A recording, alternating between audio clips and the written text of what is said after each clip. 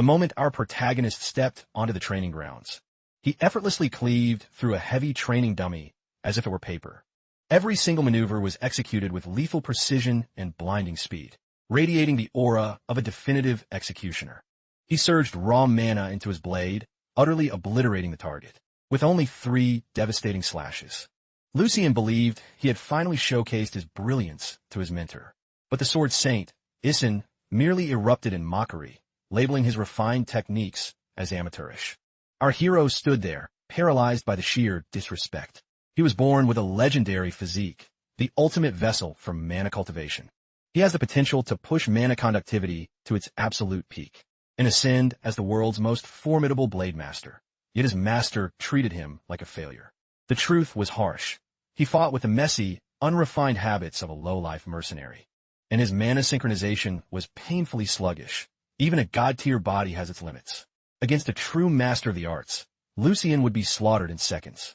Isin then decided to demonstrate the pinnacle of swordsmanship, incinerating the reinforced wooden dummy into nothingness. With a solitary, effortless strike, following the display, he warned Lucien that only relentless, soul-crushing training would bridge the gap. After several days of grueling, bone-breaking drills, Lucien was finally granted a formal duel against the Sword Saint. He lunged forward, pouring every ounce of his resolve into the attack. Yet the Sword Saint deflected every lethal strike with a single, casual hand.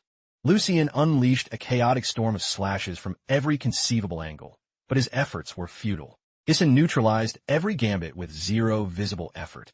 Even a high-output overhead smash was effortlessly repelled, sending Lucien crashing backward across the dirt. That was the signal for Isin to go on the offensive, his blade humming with condensed mana. If Lucien failed to parry this, his journey was over. In a desperate gamble, he forced his mana into the blade with unprecedented intensity. The collision of their steel triggered a violent mana eruption that shook the air. Against all odds, Lucien successfully held his ground and even managed to repel Isin's unstoppable blade. For the first time, the Sword Saint was visibly rattled. He had never encountered a mana resonance that raw and potent before. The evolution this boy had achieved in a mere few days was nothing short of miraculous. By the conclusion of their intense sparring session, the training arena lay in total shambles, leaving the staff to speculate. What kind of monstrous warfare was taking place inside? Lucien slumped on the ground, staring at his vibrating palms and the shattered remains of his practice sword. A bitter thought crossed his mind. If only he had been blessed with this environment, and such an elite mentor in his previous life as a mercenary. He wouldn't have been discarded like trash, dying a miserable death without a chance to resist. A mercenary who survives is just a lucky dog, or so the saying goes. They are paid in gold only because they are expected to be expendable meat shields for the elite. That is the toxic reality every cell's word is forced to swallow. In Jack's experience, every noble is cut from the same corrupt cloth. When they are backed into a corner, they'll offer up their fortunes and hollow titles just to save their own skins. When their world collapses, they instantly pivot.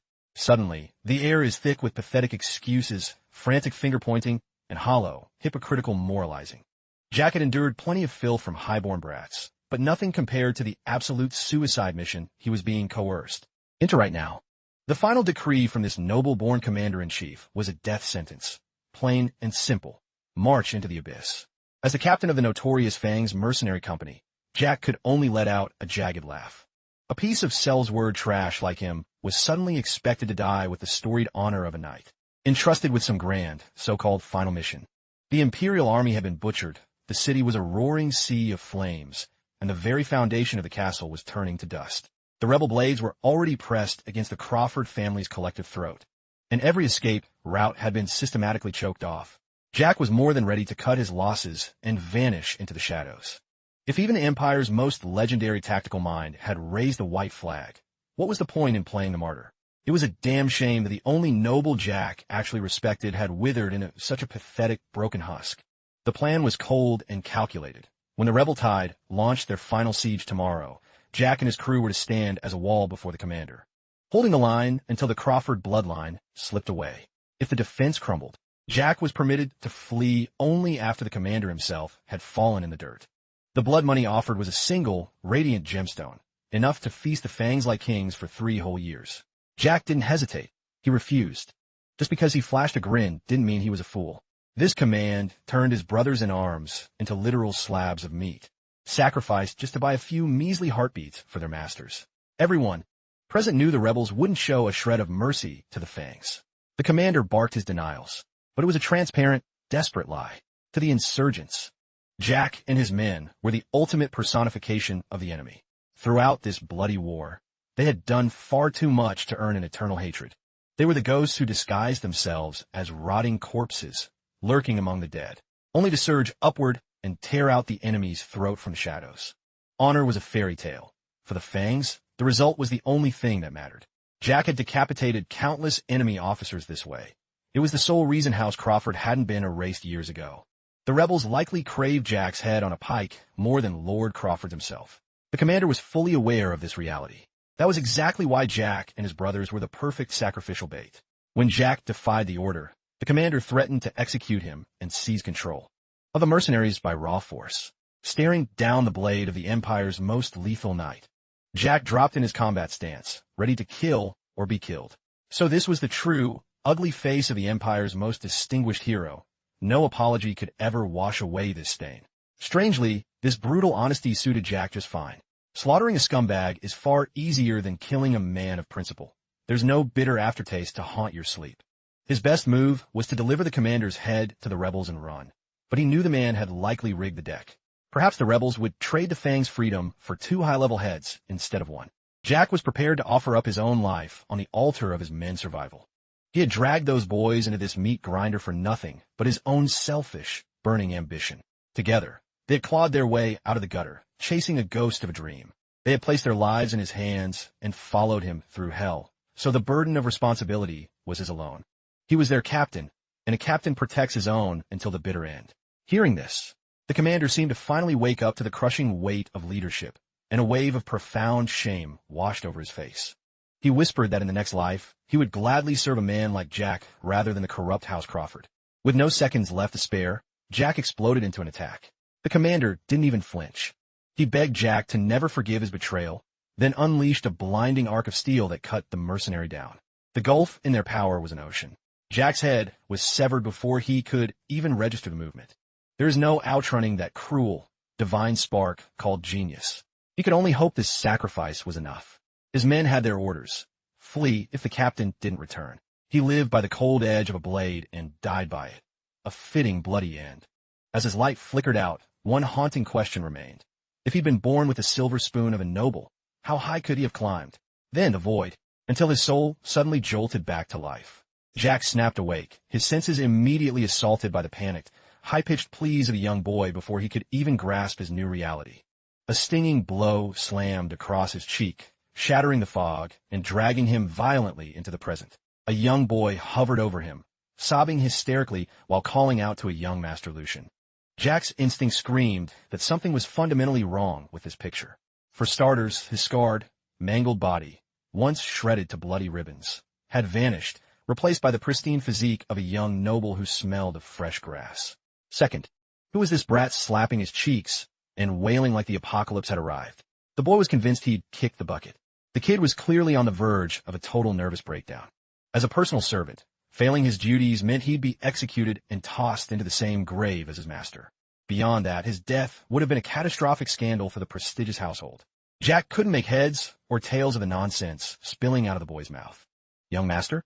Personal servant? Noble lineage? None of those labels fit the gritty puzzle of his life. The last vivid memory he held was the cold sensation of his own gruesome execution. How was his head still firmly attached to his shoulders? His mind began racing at 100 miles per hour, systematically dissecting the situation and scouting his opulent surroundings. He reached a jarring conclusion. He had somehow hijacked the body of a complete stranger, a stranger who happened to be a Bishounen with a face so handsome it was practically lethal. He couldn't help but marvel at his reflection. His flawless, ethereal features alone radiated an unmistakable, high-born aura of authority. The lavish decor screamed that this room belonged to the heir of a family drowning in gold. Starving for context, he sifted through fragmented memories and realized the weeping servant's name was Han. To test the waters, he demanded to know the current year. The boy stammered that it was the year August of the imperial calendar, exactly 15 years before Jack's final breath. He hadn't just survived. He had been hurled back into the past. To maintain his cover, he steeled his nerves, vowing not to let a single flicker of shock betray his true identity. First, he had to establish dominance. With his next breath, he coldly asked Han if he had a death wish. At those words, the boy looked ready to wet himself in terror. How dare a lowly peasant lay hands on a master's unconscious form? In a low, menacing growl, he forced the boy to identify him. Bowing until his forehead hit the floor, Han begged forgiveness for his insolence toward young Master Lucian Vandek, third son of the legendary Vandek line. The name Vandek hit Lucian like a physical blow. They were the iron pillars that had sustained the Empire for centuries, a prestigious, ancient bloodline. Serving as the Emperor's most trusted right hand, they wielded a degree of influence that rivaled the imperial throne itself. 15 years ago, in his previous life, Jack had actually slaved away as a mere gate guard for this very estate. Instead of returning to the mud, he had been reincarnated as the Grand Duke's third son. In his past life, he had swallowed every insult and licked every boot just to survive because of his gutterborn status. Now, the universe had handed him a golden ticket on a silver platter. Perhaps fate wanted him to answer the question he asked while dying. If this was a divine game, the gods better watch closely. For the first time in 2 lifetimes, he actually appreciated the warmth of the sun. As Lucian Vandek, he would show those superior elites exactly how high he could climb and how a true king lives. Lucian draped himself in silk and finery before stepping out of his chambers. He'd seen the world as a mercenary, but nothing could match the staggering opulence of the Grand Duke Vandek's manor. He needed to adapt to this suffocating luxury, and fast. He caught the servants shooting him bewildered glances and exchanging frantic whispers behind their hands. It felt as if he were walking through a nest of vipers. According to Han, this hostility was par for the course. After all, Lucian had lived as a total hermit until now.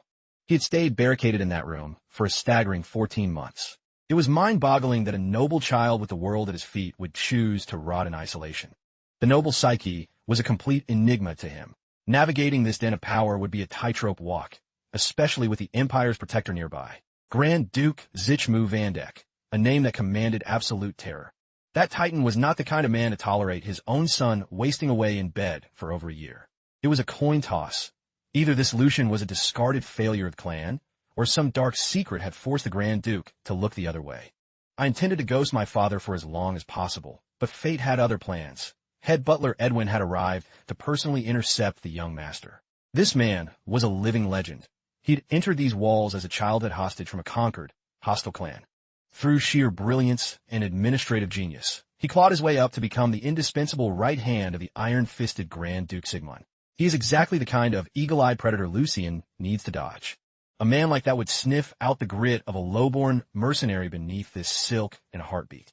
My only saving grace is Lucian's year of total isolation. I'll just have to channel the most arrogant, refined person I've ever met. The very man who ended my life. The commander with that hauntingly elegant smile. Lucian offered Edwin a polished nod of gratitude, calmly stating that his health had finally returned to him. Furthermore, he declared his intent to personally oversee the family affairs that had rotted during his long absence. The head butler was visibly taken aback by the boy's sudden, silver-tongued eloquence. He seemed relieved that the young master hadn't spiraled into madness during his hiatus. Against all odds, Lucian's noble masquerade actually held up under scrutiny. He moved to make a strategic exit before the facade could crack. But Edwin's voice cut through the air, halting him in his tracks. The Grand Duke had issued a summons. He demanded an audience with his son immediately. Without a moment to prepare, Lucian was marched straight into the lion's den, his father's office. Grand Duke Sigmund was a man forged from winter and steel, a ruler who tolerated no weakness. His opening gambit was a verbal dagger, coldly asking Lucian why he was still drawing breath. The sheer cruelty of the question left Lucian reeling. It was a hell of a greeting from one's own flesh and blood. The Duke made it clear he was done overlooking a year's worth of pathetic, self-indulgent tantrums. He accused the boy of using his mother's passing as a shield to abandon his duties and play the part of a fragile, spoiled brat. But the final straw was the suicide attempt. Locking himself away was one thing, but treating the Vandek bloodline as something cheap and disposable was an unforgivable sin. Thinking back to Han's hysterical wailing earlier, the gravity of the situation finally hit home. He wanted to argue, to claim this was all a massive misunderstanding. But his father was drowning in contempt. Sigmund demanded the truth, wanted to peel back the layers of his son's small, cowardly mind. He wanted to know why his son had used his fragile hands to shove a handful of sleeping pills down his throat, causing a public scandal. Jack had patrolled this estate for years in his past life, yet he had zero memory of ever seeing this boy. 15 years ago, when Jack was nothing more than a nameless grunt at the gate, the third young master, Lucian Van Dek, had supposedly met a tragic, premature end. The Grand Duke was notorious for his 4 sons and their 4 different mothers. The man had spent his life sowing seeds across the nobility. Jack had been a fixture of this household for 15 years and knew the other heirs and their mothers well. But Lucian and his mother were total ghosts. Lady Van Dek had been claimed by illness early on, and her son had followed her into the grave shortly after for unknown reasons. Back then, Guard Jack simply assumed the pair were just another set of sickly, unlucky nobles. In reality, the truth of Lucian's death must have been buried deep. Between his mother's death and his crumbling status, the pressure must have snapped him. The young man hadn't been looking for an exit. He'd taken that lethal dose as a desperate cry for help. He just wanted a shred of his father's attention. He hadn't accounted for how a year of rot and seclusion had decimated his health, making the pills a death sentence instead of a plea. The original Lucian Van Dek had accidentally gambled with his life and lost. Now, the man inhabiting his skin had to dance around this landmine with surgical precision. The Duke's words were venomous for a father seeing his son after a year, and Jack found the man's coldness genuinely repulsive. No matter how icy Sigmund appeared, he was a father. Somewhere beneath that armor, he had to be breaking. But empathy was a luxury Lucian couldn't afford right now. He was one wrong word away from being stripped of his title. There would be no second chances if he stumbled here. If Sigmund made a threat, he meant it. Lucian could practically hear his golden future shattering into 1,000 jagged pieces. If he failed to give the Grand Duke a reason to let him stay, his best-case scenario was being shipped off to a dusty monastery to rot as a monk, and he wasn't ready for a life of silence. The alternative was the frozen hell of the Northern Territories, where he'd spend his days fighting off starvation and beasts in the sub-zero wastes. It had only been a few hours since his own throat was slit, and already his new life was hanging by a thread. But the first crisis had already materialized. Lucian wasn't about to let family drama sabotage his miraculous second chance at life. Steeling his nerves, he addressed the Titan before him exactly as his father's pride demanded. He began with a sincere apology, seeking atonement for the foolishness that had stained the Van Dek name and burdened the household. Most notably, the Grand Duke himself. He took full ownership of his transgressions, vowing to submit to whatever grueling penance his father deemed necessary. But that meager display of contrition wasn't enough to move one of the Empire's most ruthless men. Realizing he couldn't play on paternal instincts that didn't exist, he pivoted, boldly advising the Duke to celebrate this moment instead. The past is a phantom that cannot be altered. Rather than shackling a soul, just salvage from the abyss to his old failures, he intended to forge a path toward a glorious and disciplined future. His unwavering stance and lethal resolve lent a crushing weight to his words. He didn't beg. He petitioned the man standing over him, not as a sovereign ruler, but as a father, to offer a single word of validation. Lucian argued that while a wayward son must repent, a parent must be prepared to extend their grace and bridge the gap. Was that not the fundamental law of blood and bond? Head butler Edwin stood paralyzed, utterly floored by the young master's sudden, razor-sharp eloquence. He could feel a staggering shift in the air. The boy's very aura had undergone a violent transformation. This authoritative presence was light years away from the shivering, fragile child who used to cower in the shadows. The man standing in that office felt like a total stranger. After pondering the weight of his son's unexpected declaration, Grand Duke Sigmund let out a cold huff. He didn't take kindly to being lectured on parenting. Yet, a ghost of a smirk tugged at his lips. Hearing his son speak with such fire made him realize that the world still had a few surprises left for him. Sensing the jagged edges of his father's tone beginning to soften, Lucian let out a silent, internal sigh of relief. His gamble had paid off. Facing the lion head-on was the only way to earn its respect. The Grand Duke far preferred the bite of a stray dog to the pathetic scurrying of a cornered mouse. 15 years of tactical experience. Studying Sigmund Van Dek was finally bearing fruit. The Duke never expected his most worthless heir to return from the brink of death with such a silver tongue. Since Lucian had been so bold as to mention effort, Sigmund demanded to know his specific roadmap for the future. Measuring every syllable for maximum impact, Lucian stated that his primary objective was to reconstruct his ravaged physical form. In that moment, the memory of the most elite warriors he'd ever bled alongside surged through his mind. Once his strength was restored, He intended to master the way of the sword with a seriousness that bordered on obsession. He theorized that with proper nourishment and disciplined rest, his vitality would return, and his true potential would be unleashed. The thunderous scowl that usually defined the Duke's face finally evaporated. He was genuinely captivated by the boy's sudden and sophisticated mastery of language. Whether Lucian's promises were ironclad or merely hot air, only time would reveal the truth. To provide a foundation for this transformation, Sigmund signaled Edwin to retrieve a specific form of encouragement. He noted that providing resources to a shut-in who'd experienced a spiritual awakening was far more effective than a few cheap words. After all, empty praise wouldn't put muscle on those frail bones. Edwin accepted the command with a bow, knowing the logistics would be handled with imperial efficiency. Lucian was the only person left in the dark, wondering what kind of scheme these two old veterans were cooking up. The realization of what fatherly help looked like arrived shortly after in the form of a thunderous rumble. A convoy of armored carriages rolled into the courtyard, unloading massive, iron-bound crates. Servants hauled the chests into the mansion, lining them up like soldiers. Inside, each one lay a staggering fortune, a sea of gold coins and glittering gems. Even in his peak mercenary days, Lucian had never laid eyes on such obscene wealth. Was this the true power of the high nobility? He'd been handed a king's ransom just for waking up. This was merely a single month's allowance. With his pockets overflowing, he realized it was time to invest in something revolutionary, a method to fundamentally rebuild his pathetic constitution. He envisioned himself ascending to a level of power that would bring the entire empire to its knees. All he needed were the ingredients for a legendary elixir. After the intense confrontation with his son, Grand Duke Sigmund felt a rare urge to wander through his meticulously kept gardens. Edwin trailed silently behind as the Duke stood lost in thought. The butler knew this specific grove had been the sanctuary of the late First Duchess, Lucian's mother. It had been an eternity since the Duke allowed himself to visit this place of memory. It wasn't hard to guess why he'd returned today. Lucian's sudden, vibrant evolution had clearly stirred up ghosts of the past. Despite the boy's previous failures, the Duke had always harbored a hidden ember of affection for him. Deep down, he saw the boy as the final living legacy of the only woman he had ever truly loved. Standing amidst the blooming flowers, Sigmund let himself recall the boy's former, pathetic state.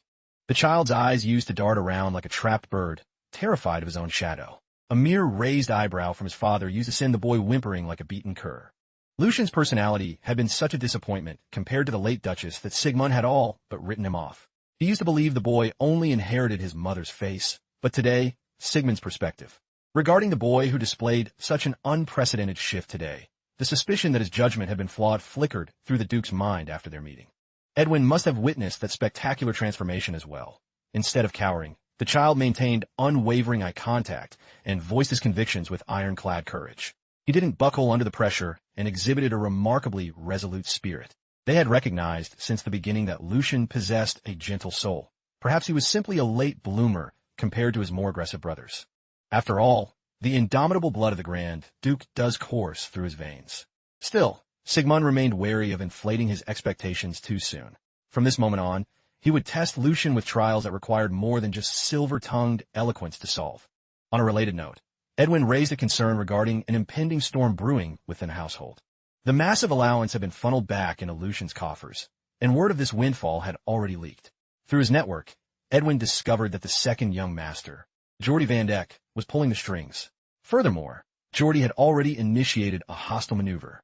He summarily purged Lucian's headmaid, installing his own personal spy in her place, a blatant declaration of his intent to keep his younger brother on a short, suffocating leash. Sigmund was well aware that his second son harbored a deep-seated grudge against the youngest due to their differing maternal lineages, but this level of obsession was becoming a liability. Edwin offered to step in and neutralize the threat, but the Grand Duke vetoed it, knowing the lesson might be brutal for a boy just finding his footing. Jordy's malicious interference amounted to nothing more than petty parlor tricks. They would be rendered useless if Lucian learned to master his subordinates quickly. Consider this the inevitable tax the third son must pay for his long period of stagnation. For now, Sigmund wanted to observe how his heir navigated this trap. If Lucian faltered, he would have to choke down the consequences. The Van Dek lineage is merely the key, but one must exert their own raw strength to turn it. That is the fundamental nature of a lion. A few days later, Lucian barricaded himself in his chambers once again, with Han standing as a lone sentinel outside the door. igniting a wildfire of worried gossip among the estate staff. 3 days had passed since the suspended treasury was unleashed back into his possession. When those overflowing iron chests were delivered, Han was utterly shell-shocked. The young master attributed the sudden deluge of gold to his successful negotiation with the Grand Duke. Given their historically fractured bond, Han realized that the young master must have fought an uphill battle to secure such a victory. The loyal servant couldn't be more electrified to see his master charging forward, instead of rotting in a pit of self-pity. Han had no inkling that Lucian's mind was exploding with the tactical possibilities this immense fortune could unlock. With such limitless capital, he could secure the rare reagents needed to fundamentally reconstruct this fragile, sickly vessel he now inhabited. An optimized warrior's physique would be within his grasp if he successfully synthesized that legendary elixir. It took him a mere 72 hours to incinerate his entire allowance, converting his bedroom into a chaotic alchemical laboratory. He labored without sleep to calibrate his methodology to perfection. Han was likely dying of curiosity, but the fact that he held his post without a single whisper of doubt made him a paragon of loyalty. Spread across Lucian's desk were brewing apparatuses that a son of the Grand Duke would typically never soil his hands with in a lifetime. He was surrounded by crates of prohibitively expensive herbs, the ethereal kind that only bloom under the direct gaze of the full moon. At this point in history, the true potential of the rare moonlight herb remained a complete mystery. Lucian liquidated his entire monthly fortune to hoard every sprig he could find. In the eyes of the world, Lucian appeared to be a raving lunatic, but in exactly 1 year's time, this insane investment would yield a cataclysmic profit. The market value of moonlight herb was destined to skyrocket tenfold. No, more like 20-fold. Essentially, he was cornering the market on a botanical version of Bitcoin in 2010. Now, as he painstakingly extracted the essence from this miraculous plant, he marveled at the Alchemist Guild's original audacity even more. When they first embarked on the moonlight herb experiments, the risk of failure must have been astronomical. Yet, they gambled everything and monopolized every last leaf of moonlight herb in the Empire. They played a high-stakes game of chicken with the Guild's very survival. Thanks to that ruthless ambition, the alchemists would eventually unveil a divine elixir that would bring the Empire to its knees. Men would call that miracle Nita the nectar of the gods. Because of their arrogance in branding a mere potion as divine, the Alchemist Guild nearly faced a localized holy war for blasphemy. But once Nita's reality-bending effects were publicized, the world was too busy fighting to own a bottle to care about religious insults. After 3 days of grueling labor with his amateur kit, Lucian finally stabilized a successful batch. I have defied a dogma that has stood unchallenged for a millennium. The belief that a martial artist's peak is predetermined at the moment of birth. For centuries, that ceiling was seen as an absolute, divine law. One's innate potential was considered a static constant, and a person's physical constitution was deemed unchangeable. That archaic common sense was about to be pulverized by the power of Nita. With a single vial, it could transform a talentless nobody into a peerless engine of destruction. The concoction he hurriedly brewed in his room couldn't rival the pure potency of the original. He wasn't a master alchemist. After all, only a man who knew the recipe for the mass-produced variant. But this was more than sufficient to jumpstart the recovery of his severely emaciated body. He was incredibly fortunate to have regressed in time to make this miracle a reality. Later, when a vortex of chaos consumed the Empire, the first structure to be razed was the Alchemist Guild. The Crown viewed the Nita formula as a weapon of mass destabilization that threatened the status quo. The tyrants on the throne moved heaven and earth to erase the original formula from the annals of history. However, a few had scavenged enough clues to reconstruct the formula. Among them was the Mercenary Jack.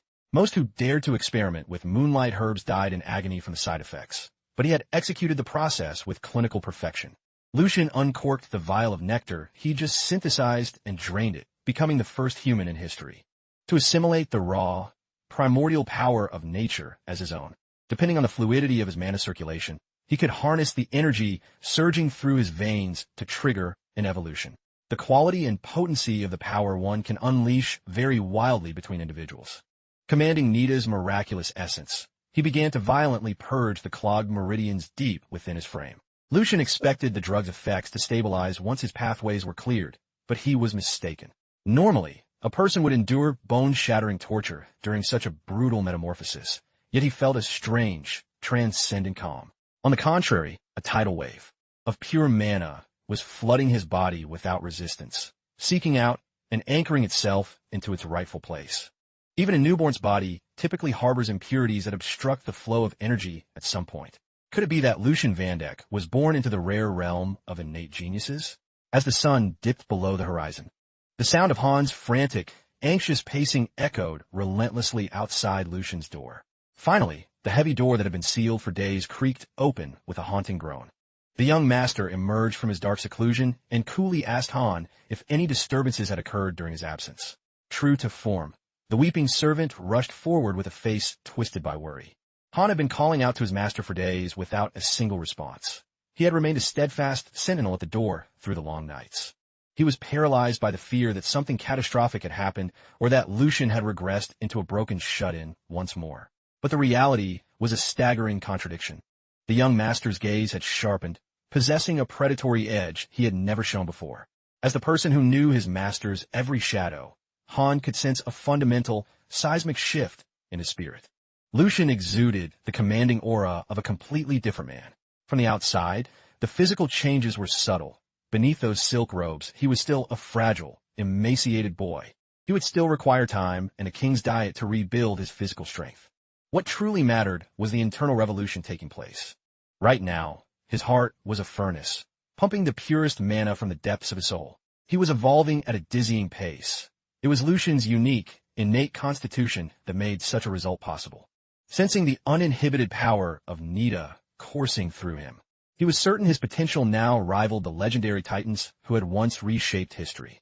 If his progress continued at this rate, he could surpass his peak as a mercenary captain in less than a single year. Since Han had served as his loyal shield over the past several days, he felt a genuine sense of obligation toward the boy. He lived by a simple code. Rewards and punishments must always be absolute. Gripping the boy's shoulders with sudden intensity, he commanded Han to listen with his life. He advised Han to scrape together every copper of his savings and dump it into a specific, high-stakes early-stage investment. Lucian promised that if he just obeyed, he would secure the easiest fortune this poor servant had ever seen. Feeling like a benevolent god, Lucian vowed to pull Han into the upper echelons of wealth once this investment hit the moon. He was dead serious. In his era, no noble would ever show such mercy to a lowly servant. 1 week after consuming the divine elixir, Lucian felt compelled to take a stroll through the hushed, ancient forest nearby. He hummed a melody of triumph throughout the walk, while Han trailed behind, watching his master as if he'd lost his mind. Lucian was simply basking in a lifestyle that felt like a fever dream. He never imagined the Duke's estate could offer such blissful comfort. Gourmet banquets appeared at his beck and call whenever he desired to feast like royalty, and his chambers were kept immaculate. Without him so much as lifting a finger, the staff would anticipate his every need, even preparing his bed before he could speak a word. During his days as a starving mercenary, skipping meals was a daily ritual of survival. Thanks to these luxurious conditions, he could focus his entire being on the reconstruction of his body. He had also finally put to rest a mystery that had been gnawing at him all week. He had investigated the whereabouts of Jack, the man destined to be hired as a guard for House Vandek in this timeline. After cross-referencing with the current captain of the guard, he discovered that no one by that name had ever applied. The very post he had occupied for a decade was now held by a complete stranger he had never met. For now, this was the ideal outcome. There was no gain in confronting his past self. It would only be a dangerous distraction. Besides, he lacked the courage to face the ghost of his former life. He'd likely die of pure embarrassment. As they neared their destination deep within the silent woods, Han voiced his growing concern about proceeding any further. The old, fragile Lucian had always harbored a deep loathing for the training grounds. But the man standing there now didn't mind the scent of sweat and steel one bit. Han reminded his master that ever since Lucius was humiliated by his elder brothers, he had sworn an oath never to return to that cursed place. Witnessing Han's trembling reaction, it wasn't hard to visualize the brutality of that day. For a scion of the Grand Duke, martial mastery is a non-negotiable requirement. His brother Jordy must have weaponized these training sessions into a theater of cruelty designed to break him. He had planted the seeds of absolute terror in the young. Lucius's psyche, ensuring a potential rival for the inheritance would never dare set foot on the training grounds again. Jordy's motives were transparently vile, but there was no profit in dwelling on the past. Whatever trauma haunted the previous Lucius, it was time to exhume that fear and bury it for good. He simply needed Han to maintain his faith and stand firm by his side. Inside the arena, The Vandeck Knights erupted into hushed murmurs at the sight of the third young master actually trespassing upon their sacred domain. A knight with a thick mustache looked particularly revolted to see the family's resident failure daring to show his face. He viewed this as a golden opportunity to remind the boy exactly why he had fled in tears the last time. First, he dispatched a lackey to alert the training ground manager of the young master's unexpected arrival. Mustache Guy was determined to prepare a sumptuous feast of pain before his superior even arrived. The moment he crossed the threshold, Lucius beheld a facility that dwarfed even his wildest mercenary fantasies. Racks of high-grade weaponry stood in perfect formation. There was no concern here about shattering cheap gear during a workout. The training floor and spectator stands were massive, engineered specifically for high-intensity combat drills. It was almost obscene to realize this entire fortress of steel was merely a private playground for a single family. If his old mercenary brothers had possessed even a fraction of these resources, perhaps more of them would have survived the slaughter. His grim reflection was shattered by the grating, condescending voice of the knight stroking his mustache. He feigned a sarcastic shock at the sight of the third young master.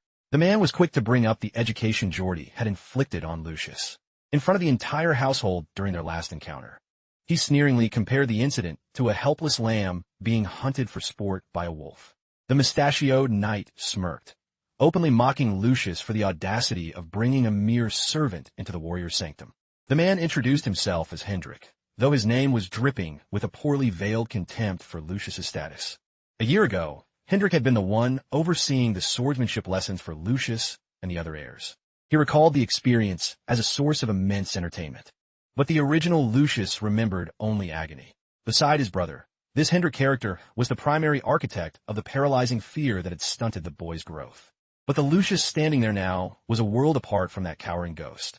Watching this overblown jerk act the part of Titan, things were finally starting to get interesting.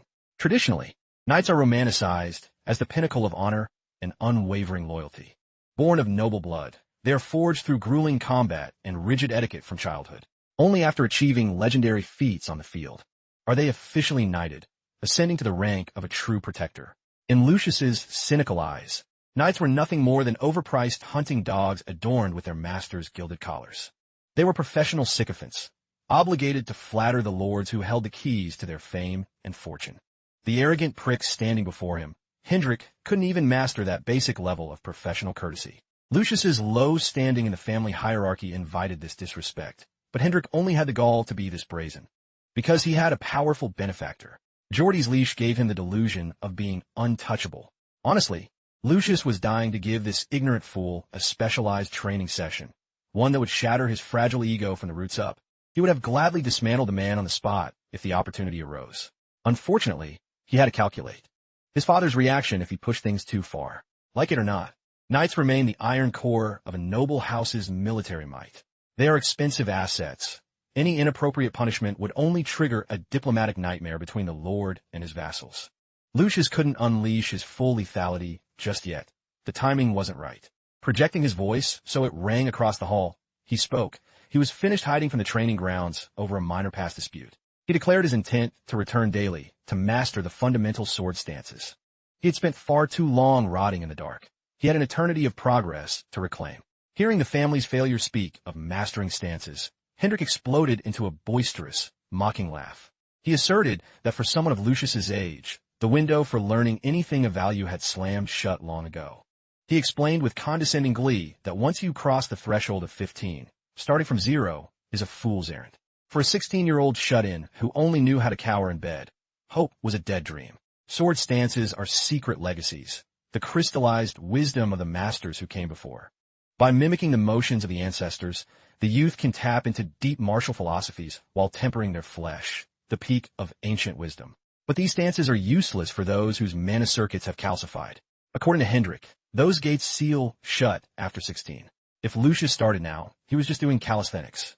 Learning a stance without spiritual enlightenment is a hollow shell, a complete waste of time. Perhaps that was fitting for the third young master.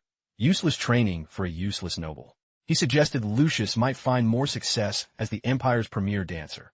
At least then he wouldn't be wasting time swinging a piece of steel he could never master. Hendrik even snidely suggested that Lucius stick to tending the flower beds. After all, every creature has its place in the natural order. Judging by the cold silence of the surrounding knights, It was clear they all shared Hendrik's absolute disdain. The mustachioed knight was drowning in smug satisfaction, convinced he had successfully broken a noble brat and left him speechless. In reality, his claim about mana circuit's ceiling at 16 was a blatant fabrication, a lie easily dismantled by anyone with basic knowledge. Hendrik didn't care. If cornered, he'd simply feign ignorance and pivot, having already achieved his true goal. He wanted to utterly annihilate the hope of a pathetic child who lacked the spine to even utter a comeback. Every knight on the field looked down at Lucien like a common insect, assuming he was frozen in terror while being publicly humiliated by a mere subordinate. In response, the third young master played his part perfectly, adopting a weak, trembling cadence. He suggested that Hendrik's facts seemed to contradict every established text on the subject. He noted that mana circuits don't seal at 16, but at 25, meaning his journey was far from over. Hendrik doubled down, arrogantly insisting his word was law. Lucien seized the opening, dragging his elder brother, Jordy, into the crosshairs by asking if Hendrik's master shared such a warped perspective. The fool Hendrik confidently declared that his boss would stand by his words, never realizing he had just stepped into a lethally calibrated trap. Lucien let out a theatrical sigh, lamenting that the illustrious house of Vandeck must be spiraling toward total ruin. He even pulled the bewildered Han into his performance to maximize the drama. The third young master mocked the expert knight, marveling that he couldn't grasp a basic fact known to every street urchin in the capital. He wondered aloud how many legends had been smothered in the crib by such profound ignorance. He declared that if the family's elite knights couldn't fit a simple truth into their hollow skulls, the next generation was doomed. Thanks to Hendrik's arrogance, Lucien successfully dumped the entire scandal onto his brother's empty head. If Jordy was presiding over these training grounds with such incompetence, it wasn't just a mistake, it was a full-blown family crisis. After all, a lowly servant like Hendrik would surely never dare to intentionally deceive the Grand Duke's own flesh and blood. Under the weight of Lucien's razor-sharp indictment, the mustachioed knight visibly staggered. Being accused of high treason and deceiving a Vandeck heir was a death sentence. There was no way a knight of the duchy would be so despicable, right? Panicking as the gravity set in, Hendrik still stubbornly attempted to hold his ground. Lucien declared he would get to the bottom of this rot. He refused to ignore such dangerous incompetence. It was time to force this pompous knight to swallow the consequences of his reckless tongue. Lord Hendrik seemed fundamentally incapable of grasping the lethality of the situation. If this were a simple matter of personal insult, our merciful young master might have generously turned a blind eye. He was willing to concede that the hostility from Hendrik and the others was a result of his own past failures, his negligence, and his wasted youth. He would never blame his subordinates for holding him accountable for his own shortcomings. However, if the knights and his brother, the very pillars of the duchy, were sabotaging the military's future with lies, Lucien would not remain silent. Such ignorance would shatter the combat effectiveness of the legendary Vandeck knights, inviting catastrophe upon their people. With a few calculated sentences, Lucien flipped the script, transforming a petty mockery into a grand, patriotic speech. As a proud scion of the Vandeck bloodline, his fury over such institutional misconduct was not just justified, it was mandatory. His logic was a surgical strike, forcing even an idiot like Hendrik to feel the crushing weight of every word. The man had better start praying for mercy before the fallout of this encounter incinerated him. Lucien threatened to report the entire fiasco to the Grand Duke, demanding a scorched earth internal purge of Jordy's incompetent subordinates. Hendrik was paralyzed with disbelief. The boy who once dissolved into tears at the slightest jab was now striking back with lethal precision. A year ago, Lucien was a sacrificial lamb. Now, he stood before them as a starving wolf, an apex predator ready to tear little Hendrik apart without a second thought. Sensing the escalating chaos, the true master of the grounds was forced to reveal himself. Jordy Vandeck, the second young master, finally stepped into the light. Hendrik looked ready to collapse in a pool of his own terror while Lucien inwardly smirked, satisfied that his elder brother had appeared exactly as choreographed. Jordy stared at his younger brother with a gaze thick with unadulterated disgust. In a desperate panic, Hendrik scrambled to his master's side, trying to weave a narrative of innocence. He stammered through a pathetic explanation, trying to wash the blood of the scandal from his hands. Disgusted by the man's spineless stuttering, Jordy barked at him to shut his mouth instantly. No further words were required. Jordy had been lurking in the shadows from the start, witnessing every second of Hendrik's disgraceful performance with his own eyes. As a knight, The man should be mortified to be dismantled by a boy half his age. Jordy's disappointment was palpable as he gripped the knight's shoulder with a bone-crushing force. Jordy commanded him to wipe that pathetic expression off his face, unless he intended to drag his master further into this pit of humiliation. Han shrank behind Lucien as Jordy advanced like a dark cloud toward them. While the faint-hearted servant trembled like a leaf in a storm, the third young master held his brother's gaze with unblinking defiance. "It's been quite a while, Jordy." Lucien threw a verbal jab at his brother's sour, twisted expression. Jordy Van Dyck was hailed by the masses as a noble among nobles, but in Lucien's past life, the man was infamous for his toxic, trash personality. Because he lacked the raw power of the eldest son, Jordy resorted to building a faction of outsiders, most of whom met a bloody and tragic end. The moment Jordy deemed a tool no longer useful, he habitually shifted the blame to them before discarding them like refuse. Now, Lucien offered his brother a polite, chilling smile and a formal greeting. It had been an eternity since their last talk, so he decided to cut straight to the bone. Jordy bluntly dismissed Lucien as a foolish, insignificant creature. He claimed to have meticulously observed every pathetic display since his younger brother first trespassed onto his training grounds.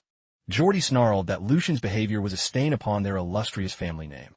Lucien, however, maintained a mask of absolute serenity, coolly asking his brother to specify the charges against him. Jordy offered the flimsy excuse that Sir Hendrik hadn't reviewed martial theory in years, labeling the entire dispute a mere misunderstanding. Yet, he asserted that using a noble title to incite friction was a grave error, one for which Hendrik would still be held partially accountable.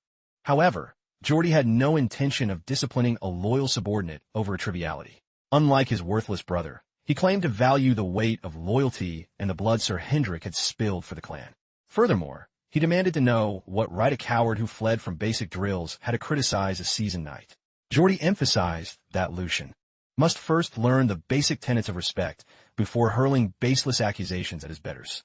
He reminded the boy that it was the sweat and steel of these dedicated knights that allowed House Van Dyck to rule unchallenged. Jordy turned to his men, offering a sincere apology on his brother's behalf for the disruption, painting Lucien's words as the fleeting impulses of an erratic, immature child who required their saint-like tolerance. He vowed to personally take special care of his wayward sibling. Lucien was inwardly impressed by how Jordy parried his verbal thrust. The man's mind was sharper than he had credited.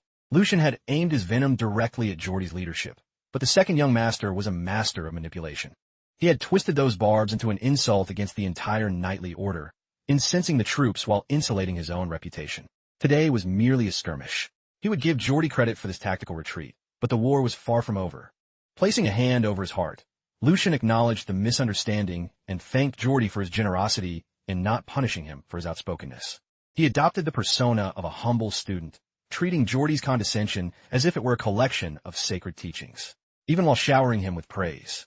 Lucien embedded subtle insults into his flattery, implying his brother was a shallow, hollow-headed fool. He projected a sense of deep shame for his earlier unrefined and embarrassing outbursts.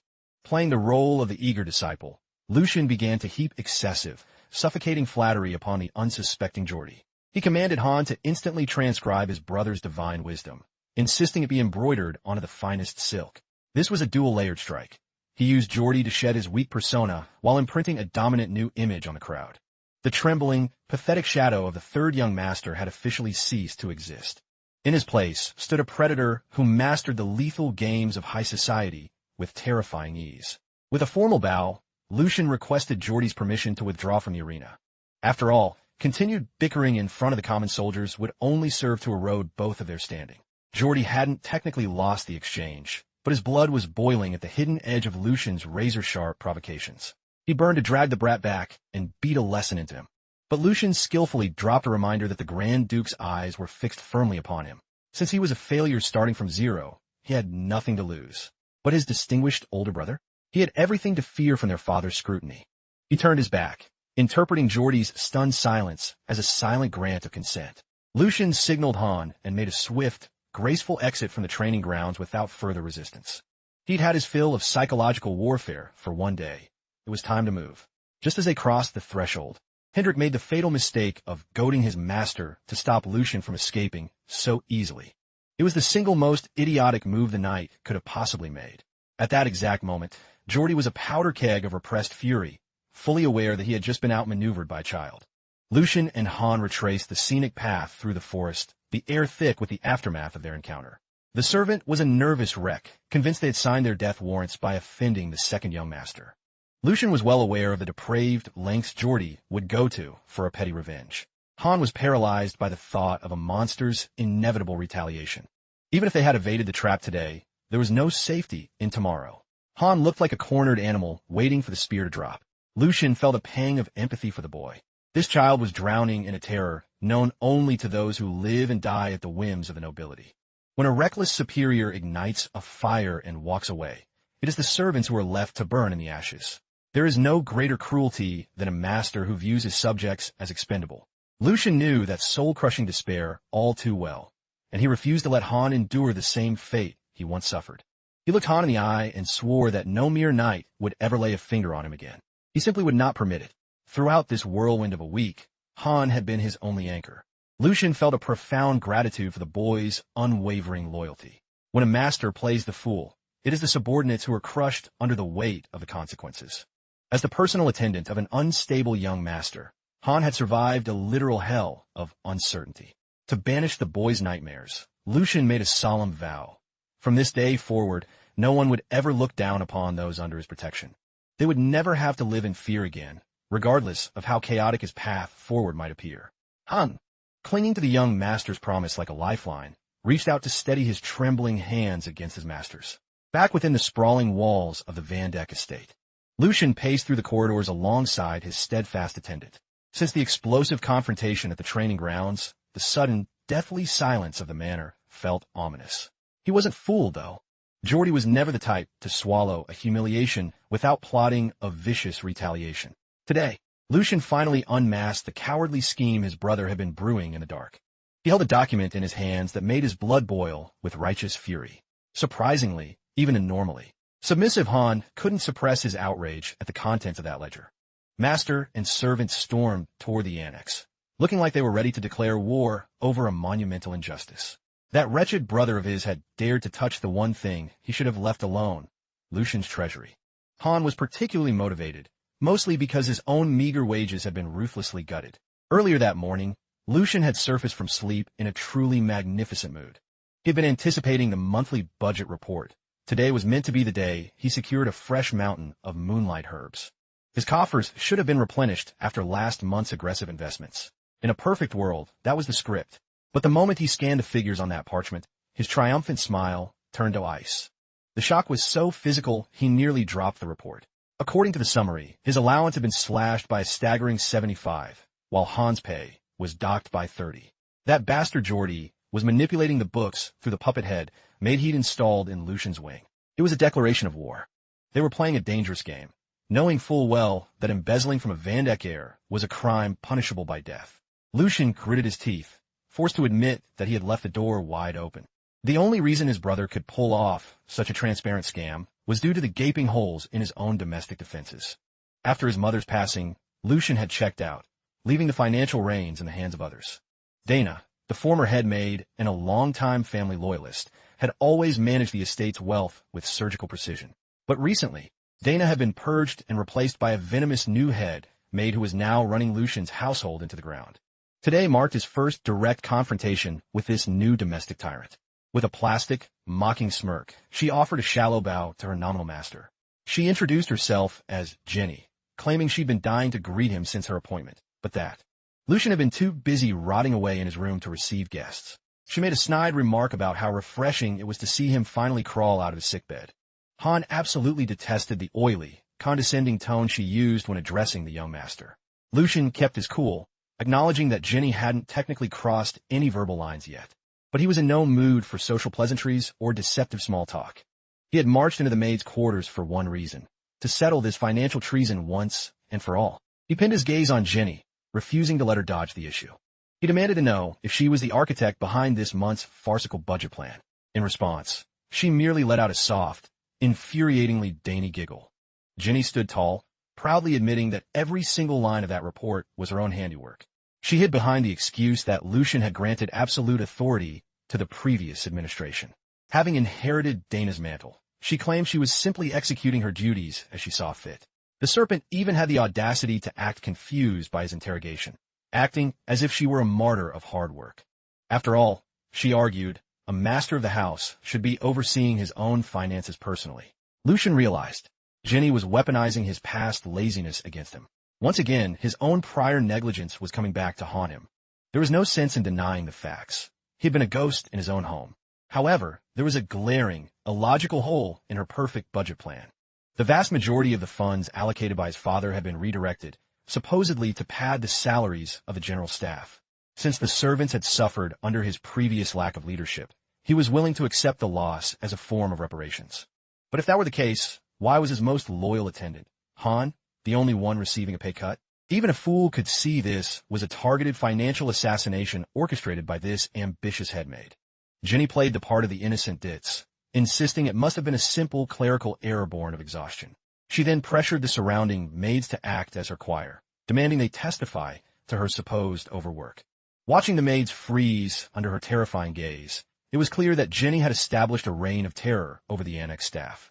With forced, panicked smiles, the maids scrambled to defend Jenny's brilliance while drowning her in hollow praise. They even vowed to work harder to prevent the overwhelmed head maid from making such minor slips in the future. Lucian let out a weary sigh, forced to beat a temporary retreat with a dejected Han in tow. In a rare moment of hope, Han prayed his master would strike back, but the blow never came. This annex might bear Lucian's name on the deed, but its hands and feet are already dancing to someone else's tune. Before retreating from his servants' quarters, Lucian hurled one final, icy question at Jenny, a warning for her to choose her next words with extreme care. He demanded point-blank, "Tell me, who is your true master?" Flashing a serpentine smile, Jenny insisted she would need to consult the opinion of Lord Jordy before answering. From Lucian's perspective, when a limb begins to rot, you must amputate the necrotic flesh to save the body. And right now, the heart of his household is festering. The cure for that rot wasn't in a pharmacy, but in a grimy tavern hidden in the slums of the Vandek territory. Shrouded in a dark cloak, the third young master dragged a trembling Han into a den of iniquity under the flimsy pretext of a quiet fishing trip to clear his head. But there were no serene waters waiting for them here. They stepped into the belly of an underground gambling hall, a pit of despair packed with degenerate high rollers and the stench of blood. Dominating the center of the tavern was a brutal fighting ring where gladiators traded their lives for the roar of a bloodthirsty crowd. If you ask Lucian, this is the perfect spot to cast a line into the shadows. With any luck, he'd snag a truly monstrous fish by nightfall. Sauntering through the den with a predator's grace, he bypassed the chaos and headed straight for the desolate bar. The bartender eyed his fine clothes from a distance and barked a warning that this hellhole was no place for a pampered brat to get lost in. Lucian countered with a dry wit, noting that a casino should never be so elitist, especially when a guest arrives. With a mountain of gold to burn, the moment he revealed his face, the bartender's hostility evaporated into groveling submission. There was a calculated reason Lucian hadn't simply ordered the head made to be flogged in the courtyard. First, Jenny isn't a mere servant. Her political armor is forged from steel. She is the daughter of the wet nurse who raised Jordy like her own. To him, she's practically blood. Striking her would ignite a war he wasn't yet ready to fight. Second, the internal rot within Lucian's own annex was far deeper and more systematic than he'd anticipated. His current predicament had spiraled beyond the reach of common sense. It required a specialized, lethal brand of medicine. Finally, the Grand Duke is still observing from the high tower. There is zero chance his father is oblivious to this blatant financial sabotage. In other words, purging this domestic mess is just another trial he's been commanded to overcome. He just needed to unveil his hidden ace to both the Duke and the treacherous staff. To ensure the plan unfolded without a hitch, he took his remaining scrap of an allowance and dove headfirst into the high-stakes tables of this den. Slowly, methodically, his mountain of chips began to scrape the ceiling as he dismantled every hand dealt to him. The rhythmic, hypnotic snap of the cards echoed through the smoky hall. It was the sweet sound of a fortune flooding back into Lucian's hollowed-out pockets. Hours bled away as he remained laser-focused on fattening his purse. He reaped so many consecutive wins that a massive, hushed crowd gathered to witness the slaughter. He had just systematically bankrupted one of the den's most feared veteran sharks without breaking a sweat. The old pro stood paralyzed, unable to fathom being stripped bare by a mere boy. Lucian didn't hold back on the psychological warfare, raining down insults that made him the most hated man at the table. Wisely, the veteran took the hint and slunk away. As for Han, his jaw had hit the floor hours ago. He never imagined his shut-in master was a world-class gambling shark. Surrounded by a sea of winnings, Lucian demanded a real challenger, someone with the guts to face him one-on-one for everything. Beyond reclaiming his lost gold, he was vacuuming the cash from every fool in the room for a much darker strategic reason. By his internal clock, the target he was knitting was finally about to bite. Right on schedule. The heavy iron doors of the underground casino groaned open to welcome a final challenger. Lucian's foresight had been perfect. It was time to reel in the Leviathan. A colossus of a man marched into the hall, radiating a lethal pressure. A jagged scar tore across a face that had seen 1,000 battles. He offered a gravelly apology for failing to immediately recognize such a distinguished visitor. He introduced himself as Hugo, the master and overseer of this humble den of thieves. With a sharp snap of Hugo's fingers, the dealers moved with military precision. They offered curt apologies to the other regulars, announcing that the house was closing early for private, high-stakes negotiations. The staff ushered the grumbling gamblers toward the exit, pacifying them with promises of free credit on their next visit. Hugo was taking a massive financial hit by clearing the floor, but he didn't blink. As long as young Master Lucian could play his cards in total privacy, the loss was a drop in the bucket.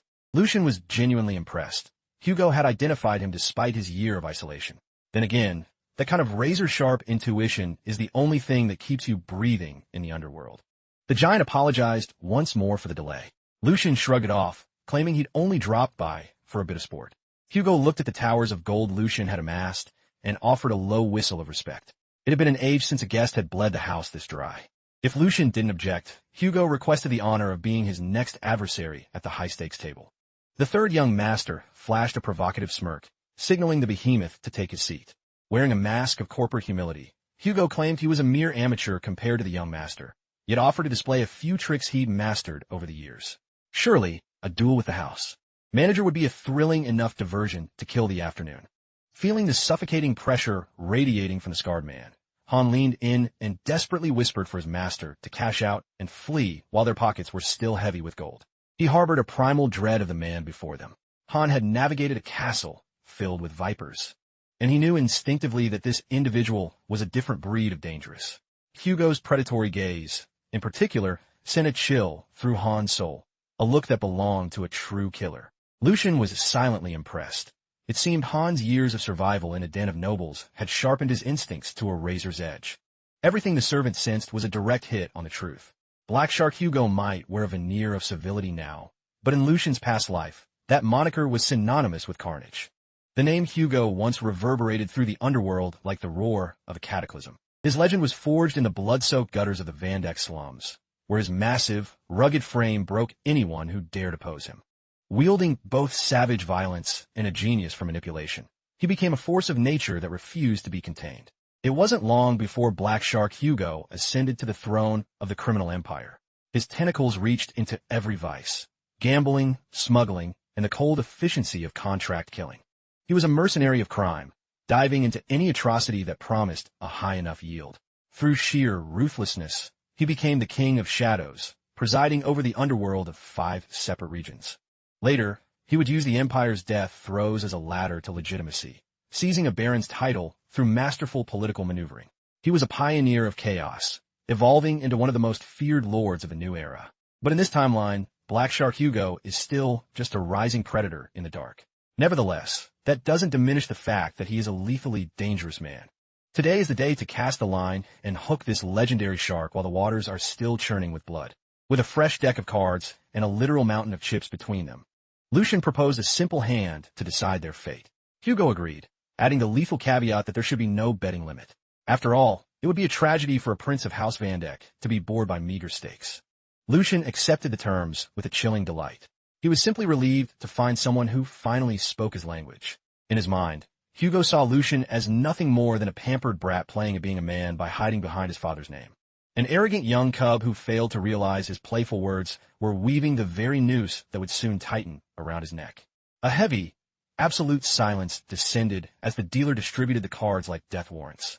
To be fair, he hadn't expected this brat to dismantle his professional dealers so effortlessly. However, Hugo intended to use Lucian's sudden wealth as a weapon against him. In his experience, an amateur drunk on a string of victories is the easiest to lead into a total massacre once the tide turns. Hugo was salivating at the thought of stripping this arrogant noble of every cent and every shred of dignity he possessed. Just as the game was about to commence, Lucian paused, as if a trivial thought had just crossed his mind. Before they began the work of emptying each other's treasuries, Lucian had a single inquiry for his host. Though they had just met, the young master found this underworld kingpin strangely charismatic. A leader's worth is easily measured by the disciplined aura of their subordinates. It was painfully obvious that this casino was a den of illicit activity. Operating a shadow empire of this magnitude was a feat of high-level management. Had Hugo crossed the line into blatant criminality, the Van Dek Iron Fist would have crushed him long ago. Hugo insisted he was a man of his station, always careful to avoid the ire of the high nobility. Lucian might bear the Van Dek crest, but he assured the Black Shark that he wasn't burdened by his family's rigid moral code. Cutting through the pleasantries, Lucian demanded the unvarnished truth. He wanted to know exactly when Hugo planned to begin mass production. Without a flicker of emotion, the Black Shark countered, asking what hidden meaning lay behind the boy's cryptic words. The moment Lucian mentioned the secret operations in Vestra, Hugo felt a cold knot tighten in his gut. The third young master of House Van Dek nonchalantly detonated a bombshell, revealing his knowledge of the hallucinogens Hugo was manufacturing in the shadows. That revelation sucked the very air out of the room. Even the veteran guards at the entrance stood paralyzed by the sheer weight of the accusation. Among the stunned witnesses, Han was the most blindsided, his face a mask of pure, unadulterated shock. Hugo let his cards fall to the table as his mind scrambled to construct a defense against the unthinkable. He attempted to play the fool, but his momentary hesitation was a flashing neon sign of psychological collapse. Idly toying with his chips, Lucian tightened the noose with his next verbal strike. With a predatory grin, he added the finishing blow. He knew Hugo had been commissioned by Marquis Lawrence to execute this treachery. The narcotics were designed to poison the Van Dek territory from within, sparking a wave of illegal distribution and social decay. He scoffed at the Marquis's transparent and cheap maneuvers. In his world, there were certain boundaries between great houses that were meant to be sacrosanct. He looked Hugo in the eye and asked if the Black Shark shared that same professional ethic. From Lucian's tactical viewpoint, the Black Shark was the far more formidable player in this betrayal. Who else possessed the suicidal courage to brew such poison in the heart of Van Dek land? If a single mistake were made, every blade loyal to the duchy would be sharpened specifically for his neck. Every legion under the Grand Duke's command would hunt him like a rabid dog, offering no quarter and no mercy. Right now, Hugo's mind is a chaotic mess of panic. One false word, and he faces immediate execution, his clandestine operations laid bare. In this territory, the Van Dek family is the absolute last enemy you want to provoke. Normally, this treachery wouldn't have surfaced for another 2 years. In the original timeline, the Grand Duke only received a report after a new drug had already ravaged his lands. Jack was among the soldiers dispatched to storm the Black Shark stronghold, but they arrived far too late. Hugo had already vanished into the night, leaving behind a sterile lair with zero evidence of his illicit activities. The fact that Lucian was once a pawn of this man is proving to be an incredibly potent weapon in this life. Even with the truth staring him in the face, Hugo stubbornly clings to the lie, insisting there must be a misunderstanding. He grovels, claiming he's just a lowly manager scraping by in a small-time casino, swearing on his life he'd never touched the drug trade. He alleges that a jealous rival must be manufacturing rumors to bury him, promising to expose the source of the slander if given chance. Since the giant refuses to break, Lucian decides to tighten the noose with some devastatingly specific details. He asks Hugo if that rice mill he's operating is truly just a merchant shop, and if that subterranean tunnel leading beyond the castle walls is merely a harmless emergency exit. Finally, Lucian circles back to his lethal opening move. Are they truly ready to initiate the mass production phase? Hugo collapses in his chair, paralyzed. He has no concept of how he's been backed in such a brutal checkmate. This brat knows every secret, the front operation, the hidden tunnel, everything. With the facts laid bare, any further excuses are just pathetic noise. Cornered like a rabid animal, Hugo briefly weighs the option of murdering the Grand Duke's third son on the spot. His henchmen already have their fingers twitching on weapons concealed beneath their coats. A pampered noble brat without a single guard. It would only take one swift strike to send him to the afterlife. Lucian calmly counsels the Black Shark to think very carefully before committing a sin he can't take back. After all, they're gambling with their very souls now. He tells Hugo to measure his next move, reminding him of the blood and sweat he expended to climb to his current throne. The big man instantly discards the suicidal thought of killing Sigmund's blood. If he were caught, and he surely would be, Hugo would suffer a fate that makes hell look inviting. In that scenario, a quick death would be the greatest mercy he could pray for. To preserve his skin, he swallows his monstrous pride and crashes to his knees. With a mask of desperate sincerity, he begs for his life, pleading to avoid the Grand Duke's genocidal wrath. He realizes there's a strategic reason the young master came alone instead of sending a legion of knights to raise his den. If any other Vandeck knew his crimes, his head would already be on a pike. At this stage, if Lucian commanded him to become a common cur, he'd be a dog. If Lucian said bark, he'd bark. If told to crawl through the mud, he'd crawl. Hugo's subordinates quickly follow their leader's lead, kneeling in a desperate chorus for clemency. The man destined to become one of the Empire's most formidable titans is now reduced to this pathetic, groveling state. After a calculated silence, Lucian slowly rises from his plush seat. Keeping such a savage, capable dog on a short leash doesn't sound like a bad investment at all. After all, he requires ruthless hands to do his dirty work. Hearing this, Hugo swears eternal fealty, but Lucian doesn't want someone of Hugo's legendary caliber to simply follow orders. That would be dreadfully dull. He knows the black shark would never be truly satiated as a common hunting hound. Staring directly into the soul of the broken man, Lucian proposes a far more ambitious contract for both of them. He asks Hugo, "How would you like to become a true knight?" Just a mention of that title is enough to ignite the embers of a dream buried deep within the black shark's scarred heart. Like every young boy, he once cherished the dream of knighthood, only to watch that fantasy wither away. As the years passed, the cold brutality of life crushed his spirit.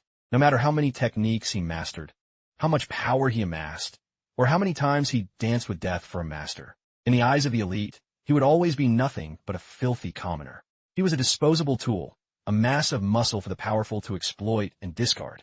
Because of his status he never chose and his low-born blood, the dream was a mirage, no matter how much gore he waded through. To answer Lucian's question, of course he wants it. He craves it so much he's willing to shatter his skull against the floor, just for the slimmest chance to wear the mantle of a knight. If he could grasp that dream, he would gladly auction his soul to whoever could make it a reality. Standing before Lucian now is a vulnerable man desperately clutching a childhood ghost. In the name of House Vandeck's glory, Lucian vows to forge Hugo into a true knight. If he possesses the iron will and self-respect to never falter, then that mediocre commoner status will no longer be an obstacle. In that instant, Lucian's radiant silhouette is burned into Hugo's memory. He had granted Hugo the chance to exist as a human being, not just a blunt instrument of violence. A few days following the high-stakes encounter at the gambling den, Lucian assembles every servant within his personal annex. He introduces a formidable new member to his expanding inner circle. Hugo stands tall at his side, presented as an elite talent recruited from the outside. In sharp contrast to his master's icy composure, Hugo announced his arrival with a thunderous, gravelly roar. He claimed to look forward to working with his new seniors, but his predatory, thuggish visage sent a wave of primal terror surging through the servants' veins. The maids and stewards stood paralyzed, unable to process the young master's sudden, aggressive appointment. With the introductions out of the way, Lucian decided to cut straight to the carnage. He issued a cold command for his men to immediately drag the head maid, Jenny, to his office like a common criminal. The stewards recoiled in visible shock, their hearts hammering at the audacity of the young master's decree. Lucian offered a mocking justification, stating that introducing a fresh recruit to the head maid was only polite. After all, he wished to avoid another undignified shouting match. He simply wanted the ever-busy Jenny to be the first to hear the news. As he expected, the servants hesitated, their loyalties clearly belonging to the head maid rather than their true lord. The household rot was so deep that civil measures were useless. Not a single soul respected his authority.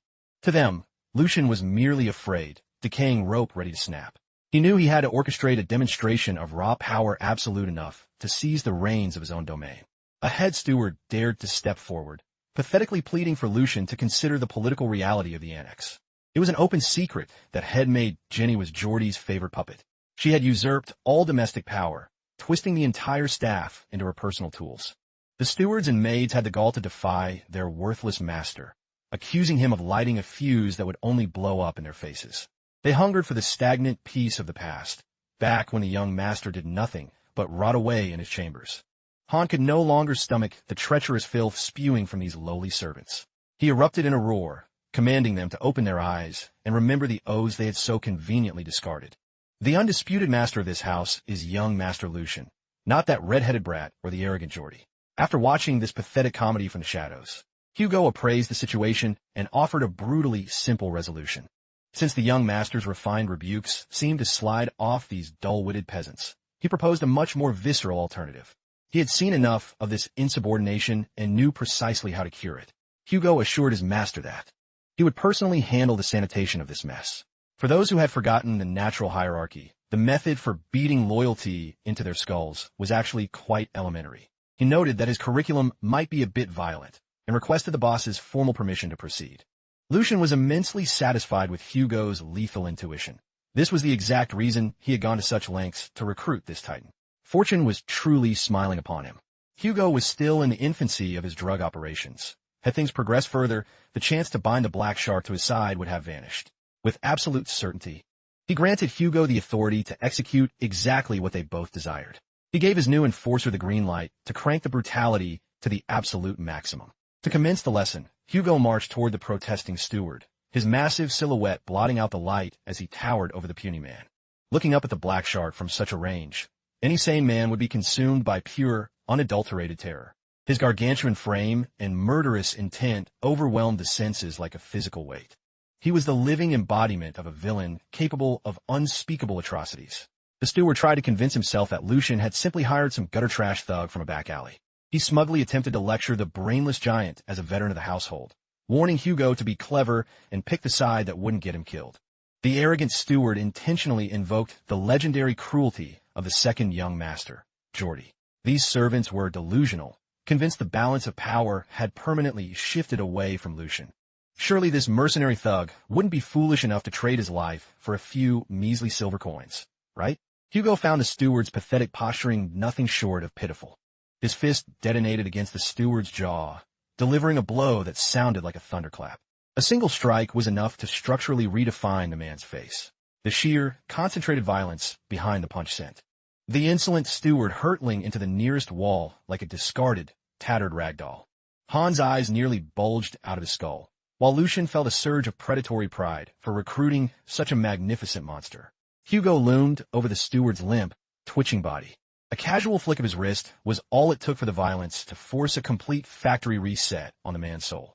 The remaining stewards shrieked in terror, frantically criticizing the newcomer for daring to spill blood within the castle walls. The black shark remained utterly unmoved by their hollow, shrill protests. As it happened, Hugo was a grandmaster at educating stubborn fools. This was the perfect maiden voyage for his service.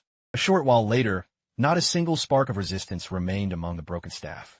They scurried to follow the third young master's orders. Dragging head made Jenny toward him even if it required brute force. With a vivid, crimson slap mark across her cheek, Jenny snarled like a cornered beast, vowing they would pay in blood for this insult.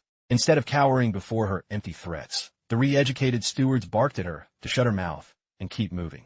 Accustomed to her reign of terror, she couldn't fathom being silenced by her subordinates. She continued her shrieking about divine punishment, only to be struck dumb when the doors to Lucian's office swung open. Before her was a scene of absolute absurdity. The maids and stewards she once commanded were all forced onto their knees, reflecting on their treason in a pool of their own fear. Their dread of Jenny had been completely vaporized by the visceral horror Hugo had unleashed upon them. Meanwhile, the third young master stood silhouetted against the window, hands clasped behind his back, radiating a suffocating aura of absolute authority. He turned to face the restrained headmaid, a chilling smile playing on his lips as he offered a casual greeting. He was delighted to see his subjects finally remembering how to perform their duties with such exquisite precision. Lucian noted the jagged welt on her cheek and clicked his tongue, casually dismissing his subordinates' overzealous enforcement. Jenny erupted in a volcanic fit of rage, convinced that this frail young master lacked the spine to survive the fallout of such an insult. She refused to kneel with the others, shrieking that her true master, Jordy, would rain hellfire down for this. She even had the gall to offer a truce, claiming she'd bury today's incident if they ceased this madness immediately. Lucian's only response was a sharp, mocking burst of laughter that echoed through the room. He nonchalantly retrieved a heavy leather whip resting upon his mahogany desk, and paced toward the defiant maid with predatory grace. Why abort the festivities when the true entertainment was only just beginning? The day was young, and his striking hand was already twitching with anticipation. He encouraged Jenny to scream whatever her heart desired. He urged her to vent every grievance now, for before the sun dipped below the horizon, she'd be hammering at the gates of hell. A public execution is a primitive yet masterful tool for deterring the wicked. It is both macabre theater and absolute justice. The blade descends, claiming a clear and singular target, but its true purpose is the psychological scar it leaves on every unfortunate soul witnessing the moment of impact. In short, it is a timeless ritual of power. Whip coiled in his grip, Lucian loomed over Jenny. She glared up at him, her eyes burning with a cocktail of raw contempt and vitriol. He met her gaze with a chillingly indifferent stare, his resolve as immovable as a mountain. Today he would broadcast a message to the Grand Duke. The pathetic, cowering third son was officially dead and buried. With a sharp snap of his fingers, he summoned his newly re-educated stewards. They pinned Jenny to the floor with brutal efficiency, forcing her into a submissive kneel. The woman who ruled the annex like a tyrant minutes ago was now a helpless prisoner, unable to even twitch. Despite the crushing weight on her shoulders, she still spat venom at Lucian, refusing to believe this brat had the stomach to follow through. She was delusional enough to think that if anyone dared to mar a single inch of her skin, Jordy would personally execute them all. Jenny boastfully invoked her mother's status as Jordy's wet nurse, claiming they were bound as tightly as blood siblings. By now, Lucian was nauseated by her repetitive, hollow threats. This was her final, fleeting window for repentance. Yet she stubbornly droned on, a broken record of arrogance, to die while screeching a name that wouldn't save her. Could there be a more pathetic end to a miserable existence?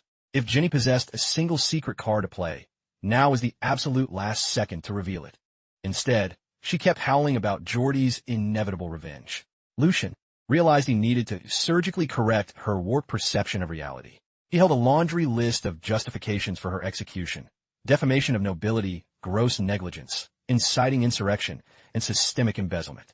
With such a mountain of crimes, she was insane to think a petty wet nurse connection could provide sanctuary. She had catastrophically misjudged her value in the grand design. At most, the Jordy she worshipped could only offer Lucian a few empty slaps, and if the Grand Duke caught wind of it, he wouldn't even manage that. On the contrary, their father would likely reward Lucian for purging a parasitic disease that was inciting internal collapse within the family. Jenny had conveniently forgotten that Jordy is merely another heir to the Duke's throne, an exact mirror of the man looming directly before her. During their initial encounter, Lucian had extended a hand for a civil resolution. She had spat on it, choosing instead a path of hubris and blatant insubordination. She had personally authored her own death warrant. Hearing the third young master dismantle her delusions with cold, hard facts finally shattered her mask. For the first time, Jenny's bravado vanished, replaced by a primal, trembling terror as she begged for a mercy she hadn't earned. Unfortunately for her, she had run out of luck several minutes ago. Lucian put his entire weight into the swing, the whip cutting through the air like a thunderclap. The sickening sound of flayed flesh and the spray of crimson blood filled the suffocating silence of the office. News of Jenny's brutal arrest tore through the estate, reaching the second young master with lightning speed. Flanked by a contingent of knights, Jordy sprinted toward Lucian's annex, his face a mask of frantic anxiety and disbelief.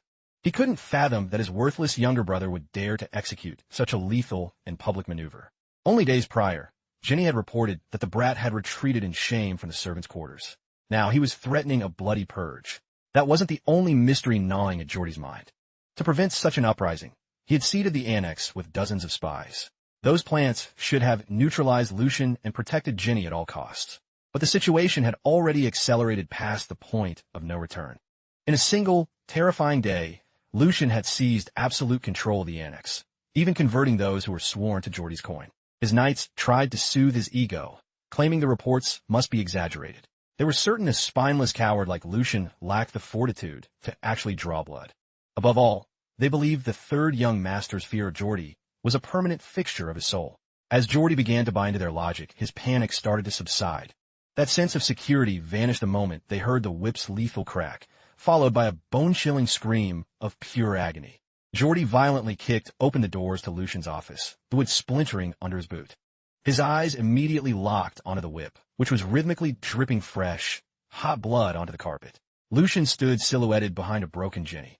Her back was a horrific map of raw, crisscrossing gashes, with dark crimson pooling from the jagged wounds. It was a nightmare Jordy hadn't anticipated in 1,000 lifetimes.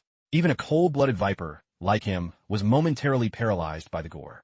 As he made his presence known, Lucian merely turned with a flat, chilling gaze and asked what ill wind had blown his honorable elder brother to his humble doorstep. He offered a hollow apology for the lack of a formal welcome, claiming his schedule was rather packed. He suggested that Jordy and his entourage should retreat for now. Witnessing the surgical removal of a domestic, Rot could be far too visceral for the faint of heart. Disregarding his brother's presence entirely, he barked a cold command for Hugo to drag the trembling Jenny back to her feet. The second young master's patience snapped as he ordered his elite knights, Oliver and Gert, to storm the room, seize the maid, and return her to his custody. Oliver and Gert lunged forward with military precision. In response, Lucian leveled a chilling ultimatum at Hugo that reeked of impending slaughter. He instructed Hugo that should any soul dare to cross the 3-pace threshold of his position, he was granted absolute leave to open the head maid's throat. Lucian added with terrifying calm that he would shoulder the full weight of the aftermath. Detecting the flicker of pure madness in his gaze, Oliver and Gert instantly petrified, their momentum killed by the threat of a bloodbath. With a razor-sharp edge glinting in the light, Hugo assured his master that he would handle the execution with pleasure, so the third young master could remain untroubled. The steel bit into Jenny's neck, drawing a fresh, crimson line that blossomed across her skin. The once arrogant woman dissolved into a mess of wails, shrieking for her beloved master Jordy to save her. The second young master roared at the black shark, demanding he drop the blade this instant. He bellowed that if the giant didn't comply, not only would his head be forfeit, but his entire bloodline would be purged and their severed heads displayed upon the ramparts. Hugo didn't so much as twitch at Jordy's hollow bluster. To him, the only voice that mattered was young Master Lucian's. He had no reason to acknowledge the commands of a lesser master. Regardless of what shadows the future held, he would execute his duty and follow his lord's will to the bitter end. Jordy's face twisted as he realized he possessed zero leverage in this life-and-death standoff. He pivoted back to Lucian, his voice thick with desperate frustration, demanding to know what sin Jenny could have possibly committed to warrant such a gruesome fate.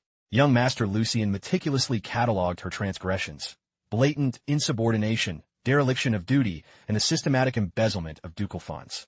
He maintained he was simply administering a long-overdue sentence. He advised his brother to sober up and finally learn the distinction between administrative justice and personal sentiment. With that surgical logic, he locked Jordy into a complete and suffocating stalemate. Under the current power hierarchy of House Vandeck, the crown of succession rests upon the eldest son, Tristan Vandeck. Lurking just behind him is the second young master, the ambitious Jordy Vandeck. The lines of a brutal power struggle were etched in stone. Consequently, until the final collision for the throne, Jordy's survival depended entirely on the consolidation of his influence. His recent public humiliation at his brother's hands had already cost him Hendrik, one of his premier knights. If he failed to shield Jenny, a woman vital to his internal network, his standing in the race for the duchy would crumble. Such incompetence would be the death knell of his reputation, inviting betrayal and cracks within his inner circle. In a single afternoon, the useless brother had achieved a total checkmate. Battered by reality, Jordy finally swallowed his pride and begged Lucian to spare Jenny's miserable life. His personal guard, the faithful Han, and every servant present stood paralyzed by the sight of the second master's submission. But Hugo remained a statue of lethal intent. His eyes never left his prey, and his hand never wavered from the hilt. Lucian found his brother's sudden theatrical display of humility nothing short of pathetic. A few desperate words from that snake were nowhere near enough to wash away the stains of his arrogance. After allowing his minions to desecrate the sanctuary of the annex, how could a mere apology suffice? Jordy seemingly believed his silver tongue could pay off a debt of blood and gold. Once again, he proved that all highborn nobles are forged from the same hollow mold. For the moment, he decided to indulge the charade. He asked Jordy what conceding truly looked like in his mind. In this arena, there was no victory to be claimed. Lucian was merely upholding the law as the third scion, nothing more and nothing less. Furthermore, the headmaid's crimes were a death sentence regardless of her pedigree. If they buried the scandal and turned a blind eye, what scrap of honor would remain for House Vandeck? Lucian lamented that while he wished for a peaceful resolution, the iron hand of the law left him no room for mercy. He had no incentive to defy protocol and ignore such transparent and disgusting violations.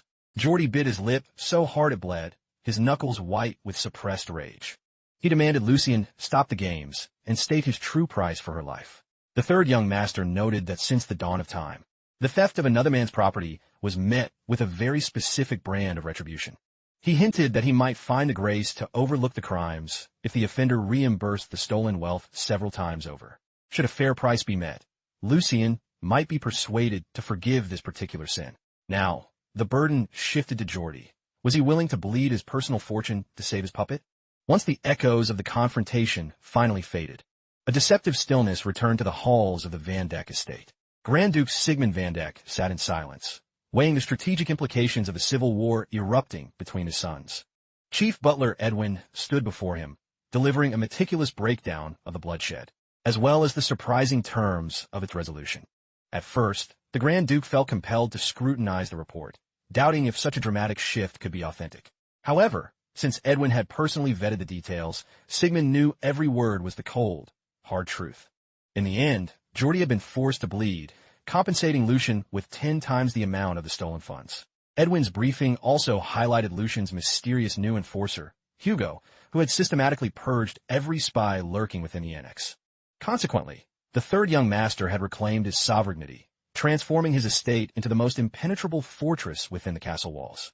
After digesting Edwin's report and grasping the gravity of the situation, the Grand Duke Sigmund summoned Lucien for a private audience.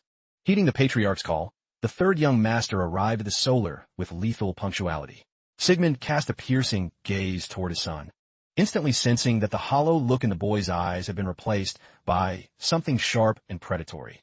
The Grand Duke demanded an explanation for the chaos he had ignited, but Lucien was quick to reframe the narrative. He coolly asserted it wasn't chaos. It was a necessary re-education for servants who had forgotten who their true master was. But in his pursuit of order, he had utterly humiliated his own flesh and blood. Sigmund warned that Jordy was not a man to forget such a slight. He questioned if his third son truly had the mettle to survive the coming storm. Lucien shrugged off the threat, claiming there was nothing to handle but the truth. He maintained he was simply enforcing the sacred hierarchy and discipline that defined their noble lineage. If he abandoned his duty out of a cowardly fear of retaliation, how could he dare to claim the illustrious Van Dijk name? He had simply made the only choice that wouldn't drag the family's prestige through the gutter. The Grand Duke found himself surprisingly fond of that answer. Nevertheless, he warned that Jordy would undoubtedly escalate his hostilities in the days to come. Lucien was granted the right to retaliate, provided he could hold his ground. However, he was cautioned not to let this sibling rivalry spiral into a scandal that might tarnish the clan's reputation. Sigmund then dropped a bombshell, emphasizing that he would favor Jordy, regardless of where the truth lay. Lucien immediately recoiled, protesting against such blatant and unapologetic favoritism. His father simply told him not to be blinded by emotion over this cold calculation. While Jordy was prone to impulsive outbursts, he was a proven asset who brought immense value to the family's legacy. By contrast, Lucien had squandered a whole year rotting in bed instead of carving out his own legacy. As the patriarch, it was only logical to shield the wolf that was actually feeding the pack. The words were a jagged blade, yet Lucien sensed the hidden challenge buried within the cruelty.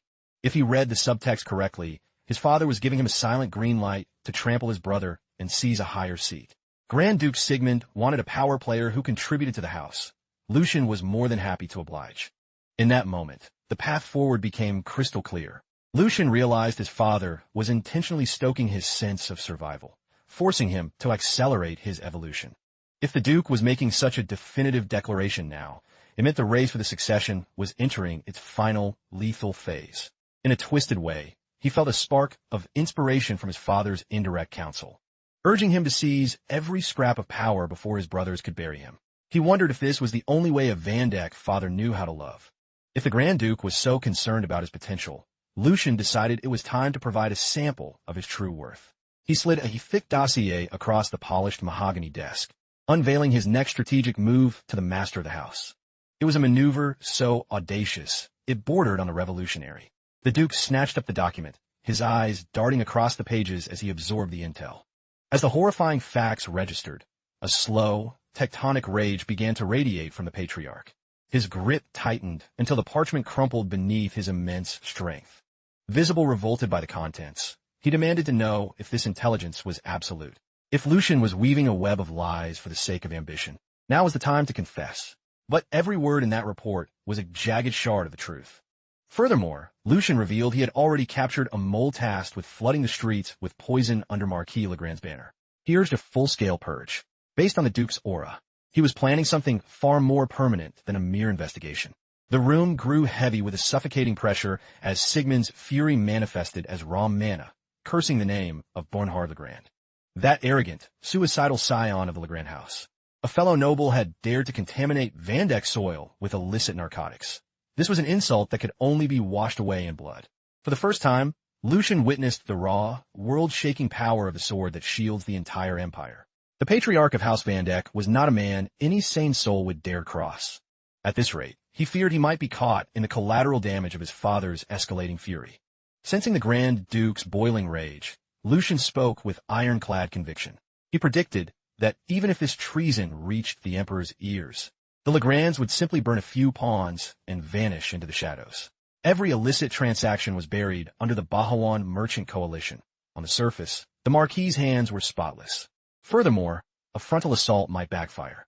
The Emperor is currently paralyzed by factional paranoia and would likely force a mediocre mediation rather than deliver true justice. After reining in his temper, Sigmund found himself deeply impressed by his son's razor-sharp political intuition. Lucian argued that despite such a blatant insult to their great house, Marquis Legrand would likely walk away with a mere slap on the wrist, a trivial fine at most. For a crime of such sickening magnitude against the Vandek bloodline, shouldn't they at least demand an arm in exchange? After weighing his son's ruthless proposal for a long moment, the Grand Duke returned to his seat, suppressing the remnants of his surging emotions. He was now genuinely curious to hear the full strategy of how this boy intended to navigate such a treacherous political minefield. Fortunately, Lucian was several steps ahead. He already held the noose that would eventually hang the Marquis. The core of his plan was the double agent who had just sworn fealty. Hugo. Despite his lack of pedigree, Hugo had infiltrated Legrand's inner circle, rising to a high-ranking managerial position. Sigmund recalled the brief mention of this underworld figure in the chief butler's earlier intelligence report. He couldn't help but suspect his son had orchestrated this entire scenario from the jump. Using a turncoat to spring a reverse trap was a stroke of strategic brilliance. From the Marquis's arrogant perspective, a betrayal from such a loyal and seasoned manager was functionally impossible. Lucian had already manipulated the pieces to ensure the drug production appeared to be on schedule. Very soon, a high-level operative from the Legrand camp would be forced to show their hand. Given the stakes, this was a game they could not afford to lose. Lucian's gambit sounded flawless on paper, but Sigmund spotted a potentially fatal vulnerability. Essentially, the boy was wagering the family's honor on a single, volatile variable, a criminal from the gutters. The Grand Duke reminded his son that the human ego is a wild beast that is rarely truly tamed. One does not walk even a single pace alongside a man whose loyalty is unproven. Lucian countered that his trust didn't lie in the man, but in the unquenchable fire of his ambition. Hugo is a man who would trade his very soul to be dubbed a knight, to hear his name whispered with reverence throughout the empire. He is possessed by a desperate hunger to carve his legacy into the very foundations of history. A man driven by such a magnificent obsession is, in a way, the most reliable of all. Lucian was willing to stake everything on that dream, because in a past life, he too had been a madman chasing a ghost. It was a reason born of deep sentimentality, making the Grand Duke hesitate to fully endorse the gamble. If the plan collapsed, Lucian made it clear he wouldn't hide behind excuses. The sins of the subordinate would be answered for by the master alone. Even if the price was his own life, he was ready to sign the contract in blood. Sigmund looked into his son's eyes and saw a man who meant every word with terrifying sincerity. For the time being, he decided to let the proposal simmer in his mind. Once Lucian's physical recovery was complete, the Duke ordered him to report immediately to the training grounds. Finally, the Grand Duke deemed him worthy of wielding the Lionheart sword. From this day forward, Lucian was officially anointed as a contender for the ducal throne. Deep into the night, Sigmund remained hunched over his desk, his mind still racing. He shared the details of his encounter with Lucian with Edwin and the chief butler immediately, offered a profound apology for his catastrophic oversight. The old man felt a stinging shame that such a monumental conspiracy had festered in Keoham, the heart of their power, without his knowledge. The Grand Duke took the blame, admitting he had stretched Edwin too thin with border conflicts. By a stroke of luck, Lucian had lanced the boil before it turned septic. Ultimately, Bernhard Legrand had been meticulous in scrubbing his tracks. The drug wasn't about gold or influence. It was a psychological weapon designed to rot House Vandek's prestige. It was a setup for a much larger play. Despite the crumbling state of the empire, it seemed some nobles were still intoxicated by their own greed. More importantly, Sigmund demanded an exhaustive dossier on this Hugo. According to Edwin's intel, Hugo was far more than a simple casino thug.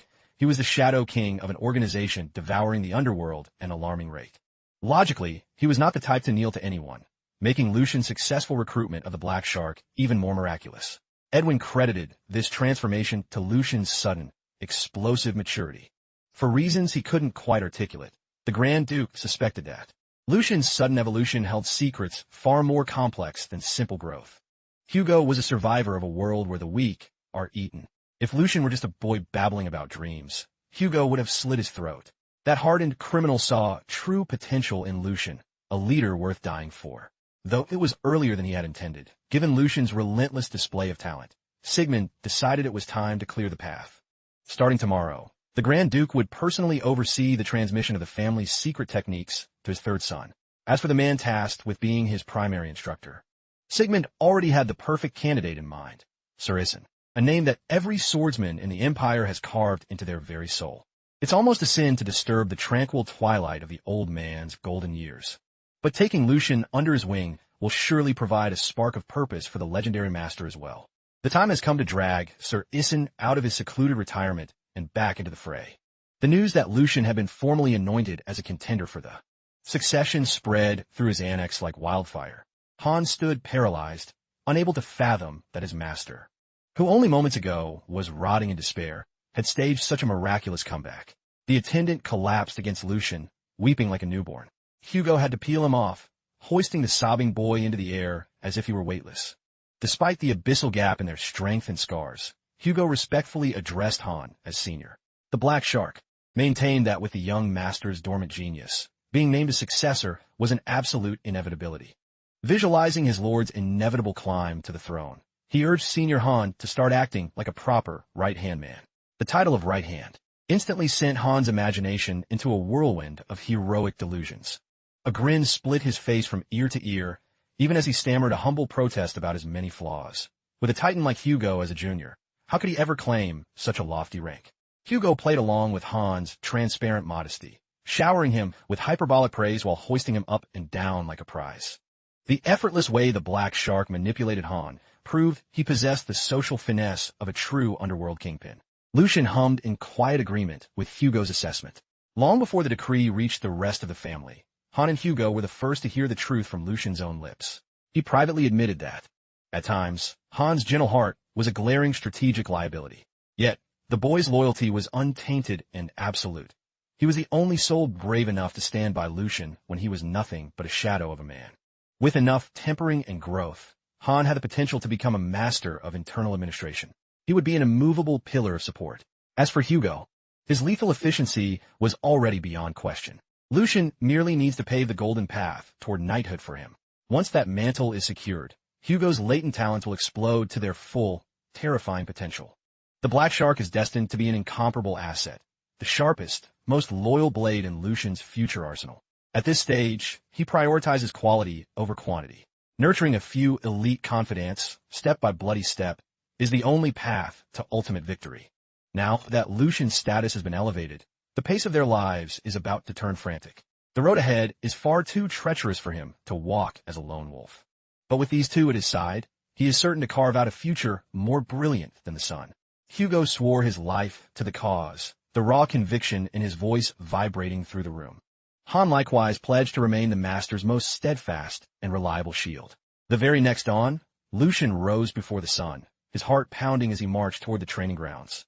Standing solitary in the heart of the vast arena, he drank in the crisp morning air and the heavy silence of the Colosseum.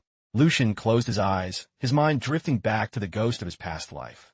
In that timeline, he had bled across every corner of the continent for a single scrap of power. He had recklessly plunged into the most lethal regions of the Empire in search of ancestral martial secrets, techniques rumored to transcend the mortal limits of a swordsman. He had once been a man possessed by the pursuit of legendary sword arts. Among the myriad of styles in the world, there exists a sacred peak, the high-tier sword arts. He had lived and fought like a stray dog, but at the bitter end of his odyssey, the treasure he found wasn't the high-tier art he had sacrificed his youth for. It wasn't even the mid-tier technique that standard knight captains wielded with pride. The only reward for his blood and sweat was a primitive manual meant for green apprentices. He had been crushed by the cold reality that true power is a birthright reserved for the highborn. Back then, even the fleeting chance to study an obsolete technique as a lowly mercenary was considered a stroke of divine luck. Every time he failed to save a comrade on the field of slaughter, he felt the agonizing sting of his own weakness. He was haunted by a burning, unquenchable thirst for a true, noble sword art. But the power he once craved with his very soul was now resting within his reach. Reserved exclusively for the heirs of House Vandeck and their elite inner circle, is an ancient, celestial art that eclipses even the most legendary high-tier techniques. Today is the day he finally claims the coveted Lionheart legacy. His mind is a storm of possibilities. Just how high can he soar with a foundation like this? Realizing his dream is finally within his grasp. A rare wave of nervous adrenaline washes over him. There's still a significant stretch of time before the master arrives. His anticipation has been so electric that he's been prowling the arena since the first light of dawn. It would be far more productive to use this silence to center his spirit and circulate his mana before the true trial begins. In his former life, stripped of formal training, he had been a scavenger of the blade, piecing together lethal techniques from fragments and shadows. He had never known the guidance of a true master. With every passing dawn, his gratitude for this second chance intensified. He was determined to cherish this miraculous redo with everything he had. Lucian centered himself in the heart of the arena, his body anchored in a perfect, meditative cross-legged pose. He was entirely oblivious to the predatory gaze fixed upon him from the heights. A silent phantom stood above, scrutinizing Lucian as he breathed in absolute, statuesque stillness. The observer was none other than Sir Issen. He had been monitoring the boy for some time, yet Lucian's iron focus hadn't flickered once. He surmised that a profound catalyst must have transformed the third young master, purging the coward who once lived only to grovel and hide. Before him now stood a young man forged in the fires of supreme discipline. Initially, Sir Issen had been skeptical of the Grand Duke's summons and the sudden request to mold Lucian into a warrior. Duke Sigmund had candidly admitted that, not long ago, he had prepared to cast this child into the abyss of disappointment. He believed the boy was a lost cause. Yet in the new Lucian, he had unearthed a vein of rare, invaluable potential. The Grand Duke presented this tutelage as a mere diversion to occupy the old warrior's golden years. Sir Issen placed great stock in Sigmund's intuition. The Duke had a preternatural ability to identify a diamond in the rough. But beyond raw potential, a deeper quality had snared the Grand Duke's attention. It was Lucian's inscrutable mindset, an aura of seasoned resilience that defied simple explanation. Sigmund was certain that Sir Issen would grasp the gravity of his words the moment he stood face to face with the boy. Returning to the present, the legendary sword Saint Issen. Printer was now witnessing the very transformation Sigmund had described. In this realm, a sword saint is a transcendent being who has shattered the limits of mana, a rare titan who has achieved total awakening. It is a divine title reserved for those at the absolute zenith of the blade. Throughout the Empire's storied history, only a handful of souls have reached that peak. To ordinary swordsmen, these figures are nothing short of gods walking the earth. And such a celestial figure was standing right before Lucian's very eyes. The young master's composure shattered, his jaw dropping in genuine disbelief. Meeting a god of war isn't exactly a daily occurrence. Sword Saint Issen Printer appeared as a silver-haired elder, draped in humble training garb, yet he offered Lucian a courtly bow. Eon seemed to have passed since their last brief encounter at Lucian's birthday festivities. He introduced himself with a grace that masked the fact he was one of the most lethal living weapons in the realm. Han had mentioned that a veteran knight of 2 generations would be Lucian's tutor. The attendant had forgotten to mention that the knight was the peerless sword saint himself. Lucian fought to suppress his internal awe, and executed a flawless noble salute, declaring it a supreme honor to study under such a legendary master. Issen chuckled warmly at the rigid formality. He claimed to be just a relic of the past, hidden behind a title that had grown far too heavy. Furthermore, he reminded Lucian that a future sovereign of a great house should never bow his head so readily. Lucian countered that while his bloodline demanded dignity, his heart would never abandon respect for a titan like the Sword Saint. Regardless of their formal roles, Issen was a man who commanded the ultimate reverence. Seeing the young lord's eyes shimmering with such raw, unbridled admiration made the old warrior feel a rare spark of sheepishness. He conceded, granting the boy the freedom to conduct himself however he felt most authentic. Without squandering another heartbeat, their inaugural training session commenced. Issen's first decree was simple: Lucian was to run laps around the sprawling perimeter of the grounds. Before the parameters of the exercise were even fully articulated, the young lord had already coiled into his starting stance.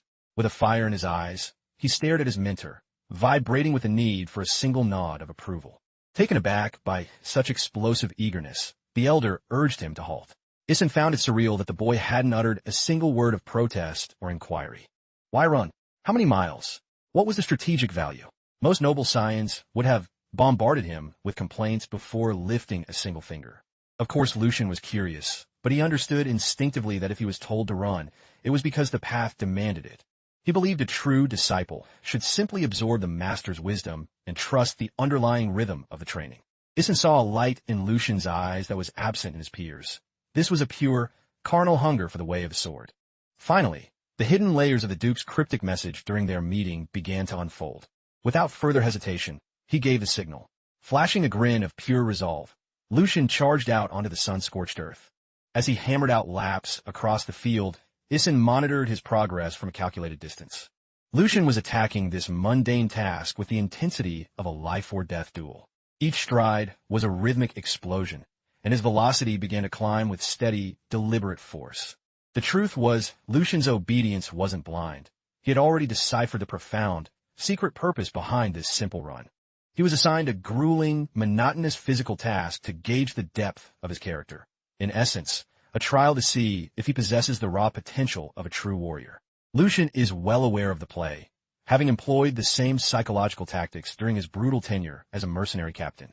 In his past life, he would burden rookies with menial, soul-crushing labor that no seasoned soldier would touch, observing their every twitch from the shadows. By scrutinizing a recruit's reaction to a lowly task, a master can strip away their mask and reveal their true, unvarnished nature. Determined to crush this evaluation, Lucian pours 100 of his soul into the exercise, leaving no room for doubt. He remains hyper-aware that Isin's legendary eyes are dissecting his every movement, down to the rhythm of his heartbeat. Having already satisfied the Sword Saint with a perfect mindset, Lucian knows there is only one final frontier to conquer: raw endurance. Today, he is prepared to run until his muscles scream, his lungs burn, and his body finally gives out. That was the strategy, but after a mere hour of intense exertion, a bizarre sensation begins to gnaw at him. He has been sprinting at a breakneck pace for 60 minutes, yet his body refuses to acknowledge even a hint of exhaustion. In fact, the reality is far more unsettling. The more he exerts himself, the more his vitality seems to surge. With every lightning-fast lap around the grounds, his frame feels increasingly weightless, as if he is shedding the very laws of gravity. It's an otherworldly experience, considering he has only relied on mass-produced nectar and casual strolls to heal his broken body. This recovery is impossible. By now, even the battle-hardened Sword Saint has detected the glaring anomaly. He had only intended to map the young master's basic physical threshold without much expectation, but the boy is exhibiting a freakish, almost demonic resilience. This display of stamina defies every law of human physiology. Not a single bead of sweat stains his brow, and his respiration remains as serene as a mountain lake. Even for high-ranking knights who have tempered their mana for decades, this level of poise is unheard of. Growing restless as he watches the impossible unfold, a sudden realization strikes the Sword Saint. He recalls the sight of the young master submerged in a deep, meditative trance before the session began.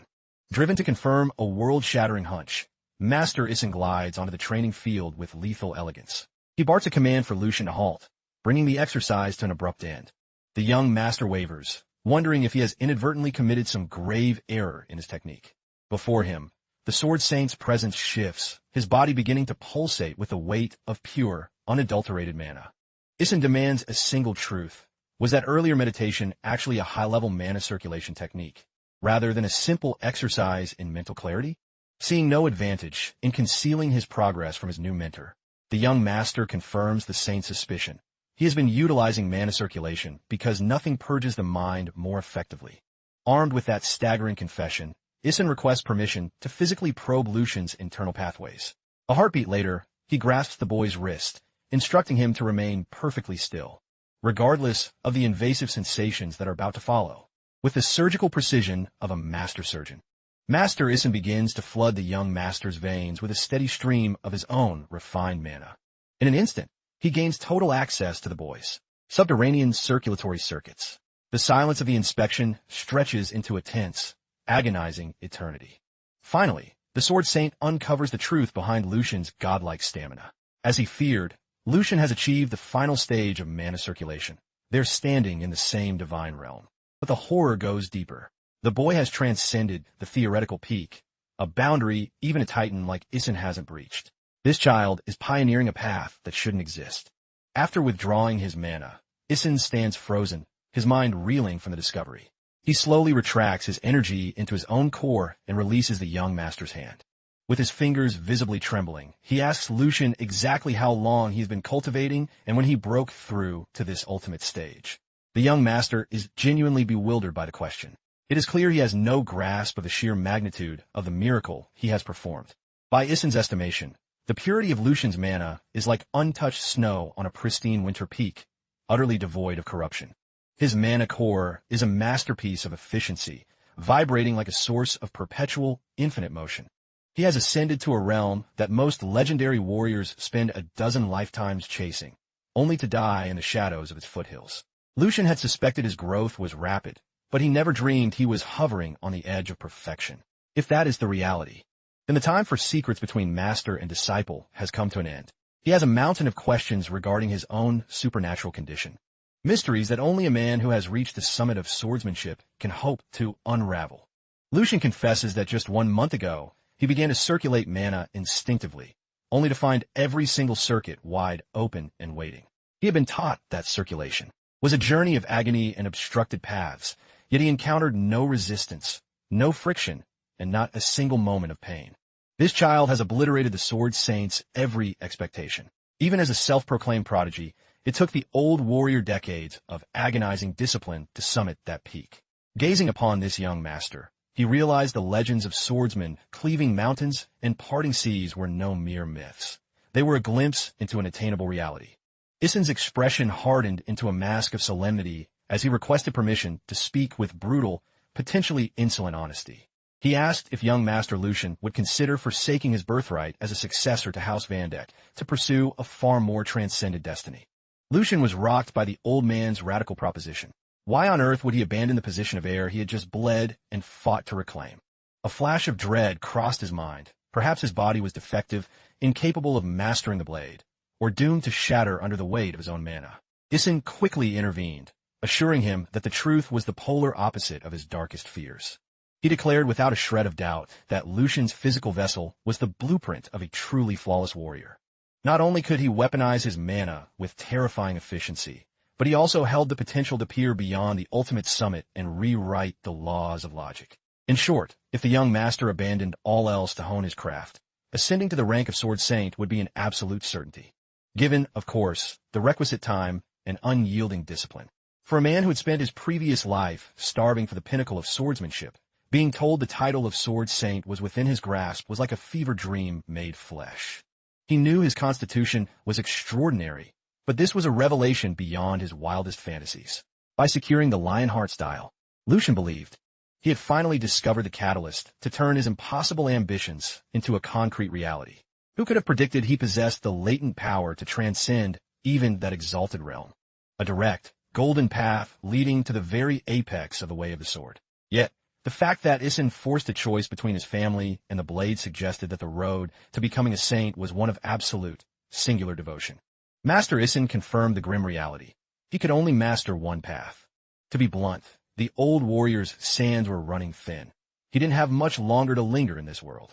The power of mana circulation kept his ancient bones moving at nearly a century old, but time is a relentless hunter.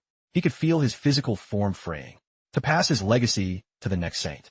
While his heart still beat, even total 24-hour immersion in the blade would barely suffice. If Lucian's memories of the future were accurate, the Sword Saint would perish within 8 years. Their window of opportunity was terrifyingly narrow. In his soul, Lucian ached to accept Master Issen's offer and surrender his life entirely to the divinity of the sword. However, the encroaching era of cataclysm was a storm that raw martial might alone could never weather.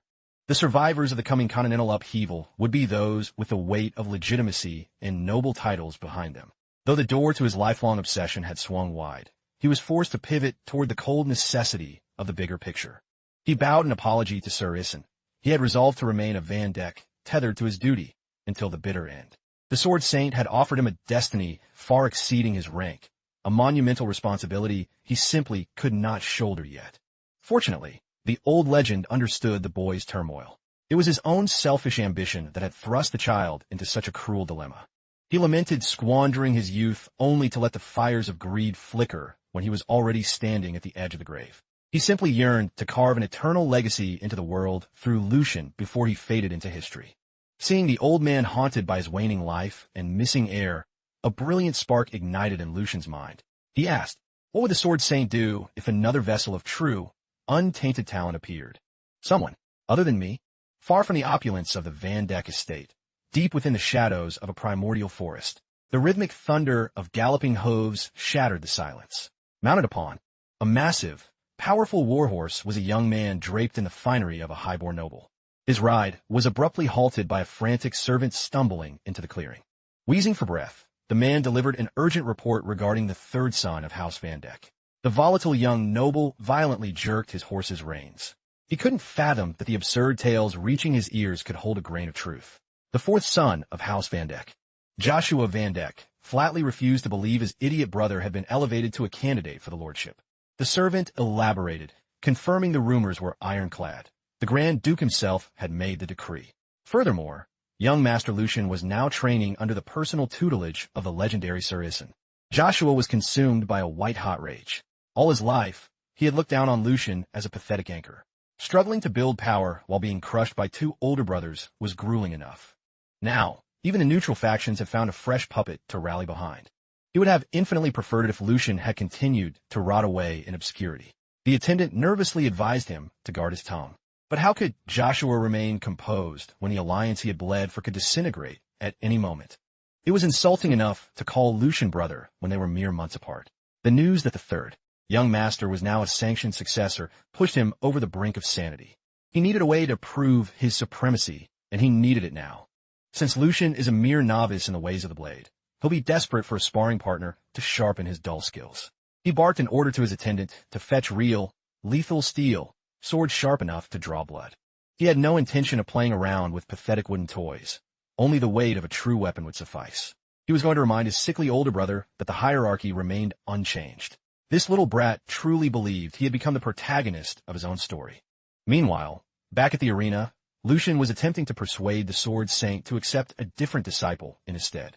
Though it might take time to locate the celestial candidate he had in mind, that individual's raw talent would more than justify the wait. He vowed to deliver a successor worthy of carrying Sir Isin's legendary mantle. Even a century into the future, the elder warrior didn't wish to place such a monumental burden upon a young master's shoulders. To him, the mere fact that a gifted child cared so deeply for his legacy was reward enough. The Sword Saint offered a polite bow of gratitude for the young master's heartfelt gesture. Predictably, Lucian's bold claim likely sounded like the delusions of grandeur to a seasoned titan of war. Even world-renowned blade masters failed to impress Isin, so it was only natural for him to doubt Lucian's promise of finding a rival to his own genius. Despite the Sword Saint's skepticism, the young master was dead set on hunting down this phantom prodigy. If Lucian Vandek's body was a divine masterpiece, then there existed a man whose potential could mirror, or even eclipse, his own. In his past life, he knew of a warrior who, despite a fragile frame and zero formal education, could butcher entire legions of armored knights in a heartbeat. Fueled by nothing but primal instinct and terrifying talent, he had become a living hurricane on every battlefield he graced. His blade had feasted on the lifeblood of thousands, mocking his own physical defects with every kill. A man Lucian held in the highest regard, the sword demon, Felix. Lucian had long planned to bring Felix into his fold. If forged correctly, that man would be his ultimate weapon. Placing him under Sir Isin's guidance was a masterstroke of logic. Shelving the successor issue for now, Lucian knew he couldn't slack off on his own drills. The Sword Saint hauled out a training dummy and tossed him a wooden blade. Before the real lessons began, the old man wanted to gauge the true depth of Lucian's current abilities. Facing the wooden target, he was ordered to execute a vertical, horizontal, and diagonal slash in a seamless sequence. Given his mastery over breath, mana manipulation should have been effortless. For the grand finale, the Sword Saint demanded a mana-infused finishing strike, delivered with maximum output. Wielding a sword for the first time in this new vessel was jarring. He had to meticulously recalibrate his explosive strength. Fortunately, the previous Lucian had at least been drilled in the basic forms during his early childhood. White-knuckling the wooden hilt, he locked his sights onto the training dummy. His eyes turned predatory, and every fiber of his being coiled like a high-tension spring. With a surge of raw power and practice skill, he unleashed a bone-shattering vertical slash. Without missing a beat, he transitioned that momentum into a surgical, lightning-fast horizontal cut. To seal the trinity of strikes, a high-velocity, diagonal slash thundered against the wood. Finally, he began the heavy draw for the one attack the Sword Saint was truly waiting for. Lucian flooded the wooden blade with pure mana, hardening the grain until it possessed the lethal edge of cold, tempered steel. He traced the attack's path with cold precision, glaring at the wooden target, as if it were a mortal enemy standing in the way of his destiny. Swinging from a low crouch to a high arc, he decapitated the dummy from a distance, the shockwave seemingly vacuuming the air from the room. As the dummy's head spun through the air and hit the stone floor with a heavy thud, Lucian had effectively showcased his savage combat instincts in just 4 decisive movements. He had burned through his concentration to ensure the performance was flawless. While he wasn't entirely satisfied with this new body's limits, for a beginner, it was a terrifying display. Lucian braced himself, wondering if Sir Isin would now tighten the leash on his training. To his surprise, the old legend remained stoic, his face an unreadable mask of stone. Suddenly breaking into a soft chuckle, he admitted that the young master had indeed managed to shock him once more. However, if he had to put a grade on that performance, he could only call it utterly, embarrassingly pathetic. Lucian, who expected to be lauded as a prodigy, felt the sting of the insult like a physical blow. Sir Isin couldn't fathom how, but Lucian's form was plagued by a dozen amateurish dirty habits. It was as if he had skipped the foundations entirely. To put it bluntly, he swung his sword like a desperate mercenary fighting for his life in a muddy gutter. He was obsessed with brute force and velocity, leaving his body and mana completely out of alignment. That imbalance dulled the blade's natural lethality and left him wide open to a counterkill. Furthermore, the eternal wait for him to channel mana into the final strike was a death sentence. By Lucian's internal clock, it had only taken him a single second, 2 at most, to ignite the blade with his energy. You must understand that those 2 seconds of vulnerability are an eternity to a worthy opponent. More than enough time to claim your life. In a life-or-death struggle against a true Sword Saint, you would need only a mere heartbeat to send your severed head rolling across the dirt.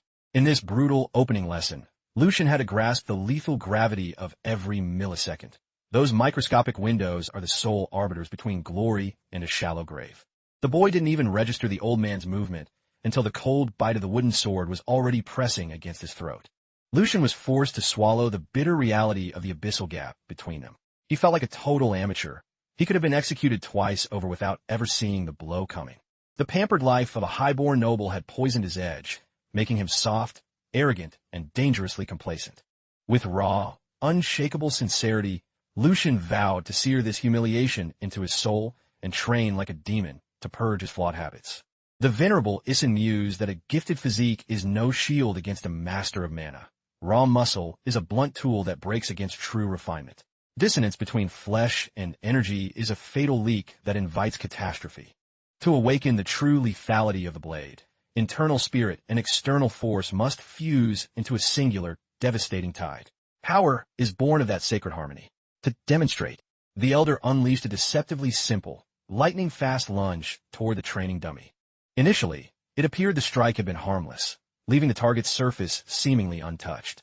Then, in a violent pulse, the entire wooden frame detonated into a million jagged splinters, raining down across the arena floor like shrapnel. This was the daunting path of the sword that the young master was destined to walk from this day forward. Several suns had set since their inaugural session, and the atmosphere had shifted from theory to blood. The master and disciple had graduated from dummies to live high-octane combat. While Lucian threw his entire soul into every strike, Sir Isin effortlessly parried with a single hand. Even while handicapping himself, the old man continued to weave a tapestry of wisdom and violence. He barked reminders that the flow of mana must be an eternal, unbroken loop. Physical drills are merely the whetstone. The ultimate goal is to reach a state where mana control is as involuntary as a heartbeat. While saturating the muscles with energy for defense, one must remain agile enough to redirect that power into a killing blow in a flash. If he could achieve that level of absolute concentration at the critical moment, Lucian would become an unstoppable force of nature. Synthesizing every drop of knowledge he'd absorbed, the young master launched a ferocious overhead cleave, only to be systematically shut down once more. Sir Isin lectured on the harmonization of elements and the soul of the steel while calmly picking his student apart in a lopsided duel. A perfect, bone-jarring parry sent Lucian tumbling across the stone tiles of the arena. Driven by sheer spite, he moved a lunge at the old man one more time. But the crushing fatigue of constant mana expenditure finally forced his knees to buckle. As the boy gasped for oxygen, the Sword Saint ignited his training blade with a terrifying aura and challenged his battered student to survive. This time, Sir Isin intended to push their sparring session into a realm of genuine peril. Lucian had to instantly calculate the velocity and arc of the threat, then meet it with surgically precise counterforce. Granting no respite, the Sword Saint blurred forward with blinding speed. The young master forced his mind into a cold, still lake. Channeling his master's words, he had to become an extension of nature itself, as fluid and unyielding as a mountain stream. Only in that state of absolute clarity could he spot the microscopic weakness in the saint's posture. The objective was minimizing wasted motion to maximize lethality. He refused to let the suffocating tempo of the battle break his spirit, keeping his eyes locked on the target. The lessons etched into his very marrow finally ignited as he saturated his wooden sword with mana in a record-breaking fraction of a second.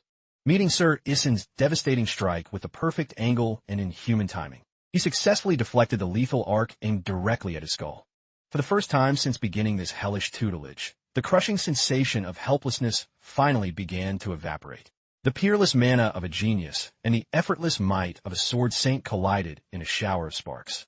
Sir Isin maintained the pressure to test the boy's resolve.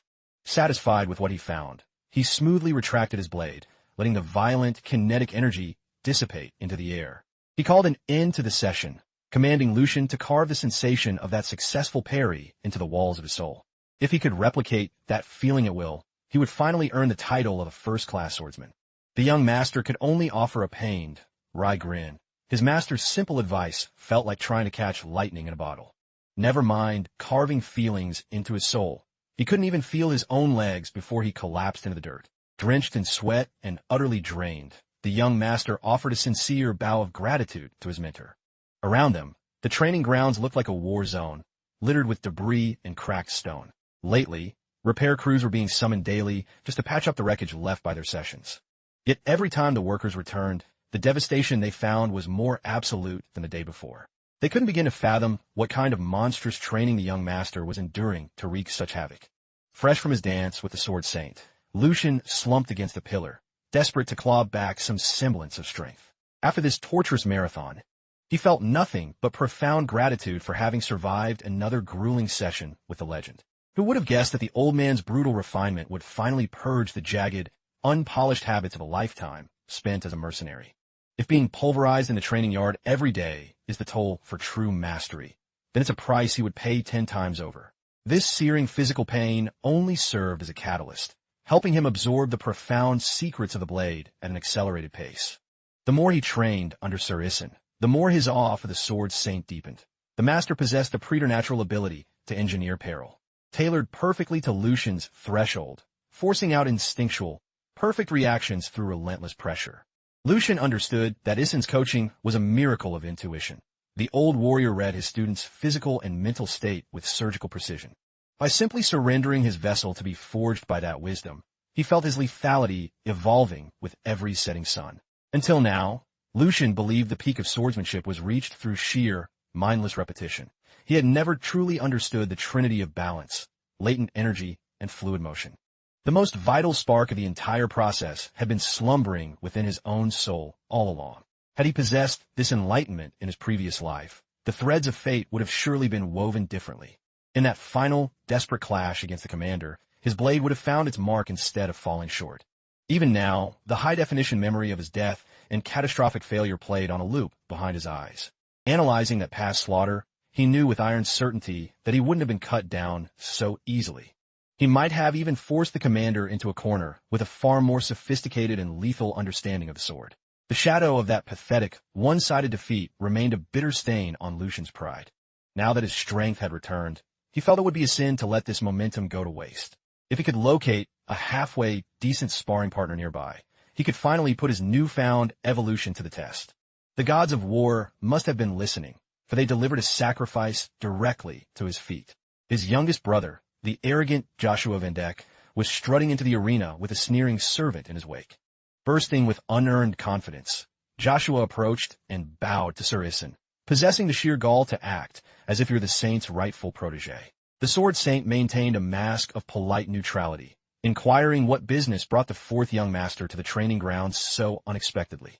He suggested Joshua return at a later hour, citing his duty to train Lucian, but the entitled brat simply ignored the hint and barged into the spotlight. Without an ounce of humility, Joshua announced that since his brother was so eager to learn, he had come to offer guidance as the more seasoned swordsman of the two. Judging by the boy's condescending smirk, it was painfully obvious he was just looking for a reason to flex. However, Lucian found the situation deliciously ironic. A perfect punching bag had just volunteered for duty on a silver platter. Finally, he had a target for all the pin-up frustration and pain he'd endured over the last few days. The Sword Saint stood momentarily stunned, baffled by the fourth young master's sudden and transparent request. After all, what could a child like this possibly offer to someone of Lucian's burgeoning caliber? Joshua proposed a sparring match, claiming he wanted to gauge their practical ability to circulate mana in the heat of battle. He wore a mask of innocent concern, but the venomous malice behind his eyes was visible to anyone with a functioning brain. He used the pathetic excuse that their busy schedules left them no time for brotherly bonding. If they didn't clash now, they might never find the opportunity. Joshua admitted his timing was a bit forward, but framed it as a younger brother's burning desire to test his mettle against his elder. Lucian nearly burst out laughing at the sheer audacity of how Joshua was twisting the narrative. The offspring of the Van Dek bloodline certainly have a talent for wrapping poison in silk. Hearing the brat use bonding as a pretext for a beatdown was beyond farcical. Joshua had shown up uninvited with a live blade to challenge a brother who hadn't even completed a week of proper training. The move was so transparent it bordered on naive. His goal was to publicly humiliate a rival and cement his own standing in the succession. By masquerading as a helpful brother, he believed he could manipulate everyone's perception of the hierarchy. Having the legendary Sword Saint as a witness would only amplify the weight of Lucian's inevitable disgrace. Lucian realized his reputation had hit rock bottom if even this snot-nosed whelp thought he could use him as a stepping stone. The young master knew Sir Isin preferred to stay out of the family's toxic internal politics. Joshua had just forced the old man into a very compromising position. To shield his esteemed mentor from any further awkwardness, Lucian stepped into the light and accepted his brother's challenge. He initially played the part of the fool, loudly praising his kind and admirable little brother for such a thoughtful gesture. Then, he began to systematically dismantle Joshua's logic. He couldn't simply ignore such transparently rotten behavior. Flimsy excuses like that hold no weight in this house. This was an insult that demanded an immediate response. To personally discipline this overprivileged child, Lucian was more than ready to enter the ring. However, he made it clear this was the final time he'd tolerate such a tantrum. He would never forgive the brat if he dared to disrespect Sir Isin like this again. The Sword Saint realized the student had seen right through Joshua's facade and had decided to crush the boy's delusions once and for all. Ultimately, blood remains an ironclad bond. Sir Isin inclined his head in silent sanction, permitting the two scions to test the depth of their resolve. This, however, would be a solitary exception. Should the smell of blood taint the air, he would intercede with the finality of a falling mountain. Both the fourth and third young masters offered solemn oaths to respect the Sword Saint's boundaries. Lucian fixed Joshua with a gaze that felt like a predator's shadow, wishing his youngest brother a truly memorable engagement. Wearing a mask of forced civility, the fourth young master spat back with a venom that betrayed his unbridled hostility. The two combatants ascended the dueling platform to face their fate, while the Sword Saint assumed his position in the center as the ultimate arbiter. He issued a final warning. This clash was not a hunt for blood, but a crucible meant to validate their progress. Lucian was told to embrace the humility of a scholar, as this marked his maiden voyage into formal sparring. Conversely, Joshua bore the heavy mantle of the elder student, expected to showcase the grace of one already baptized in the way of the sword.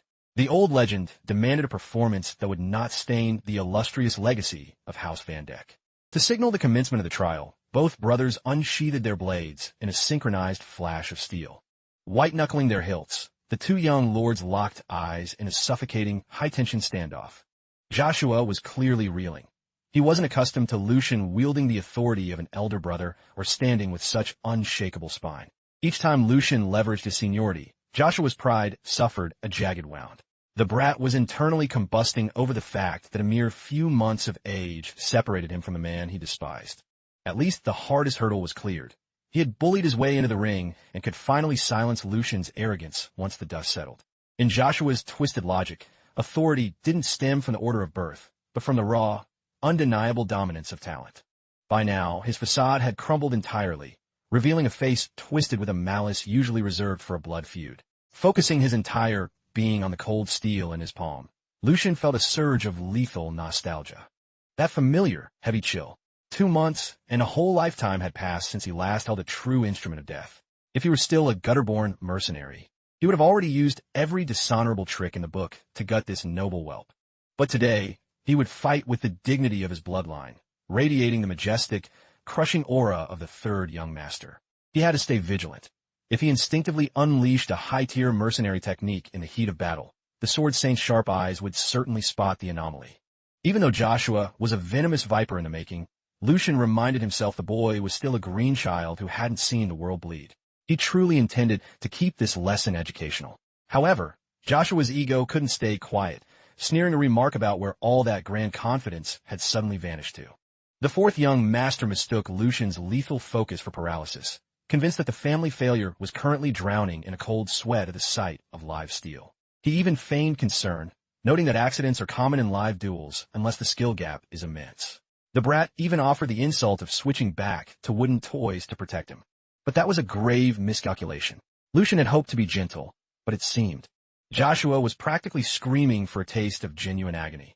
For a brat who refuses to listen, a brutal thrashing is the only cure known to man. Once more, he addressed him as little brother, lingering on the words to inflict maximum psychological damage.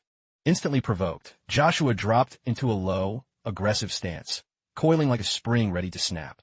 He exploded forward, his heavy, rapid footsteps thundering as he attempted to bridge the distance in a blur. His only goal now was to use raw, unadulterated violence to make Lucian choke on his own words. Lucian tightened his center and read the incoming trajectory. Disciplining a family member while holding back his lethal instincts was proving to be a delicate task. After all, Joshua had been polished by the Sword Saint himself. His fundamental form and footwork were formidable for his age. Furthermore, Lucian was still operating on fumes, his mana reserves nearly depleted from his earlier marathon with Sir Isin. Fortunately, Joshua's lethal lack of combat experience was a glaring weakness. He swallowed every simple bait and provocation hole. Lucian shifted his weight and funneled his remaining mana into his lower body. He flawlessly executed the Saint's doctrine of dual focus and seamless circulation, even with his enraged brother only meters away. Saturating a single leg was enough. When he launched, the sudden burst of speed tore through the air with the sharp, violent crack of a gunshot. By utterly eclipsing Joshua in raw velocity, Lucian intended to seize the opening and end the farce in a single heartbeat. Sir Isin's eyes narrowed with a sudden, sharp concern. Joshua's attendants were so thunderstruck that their composure shattered instantly. Closing the distance like a lightning strike, Lucian forced Joshua to grit his teeth and summon every ounce of strength for a desperate defense.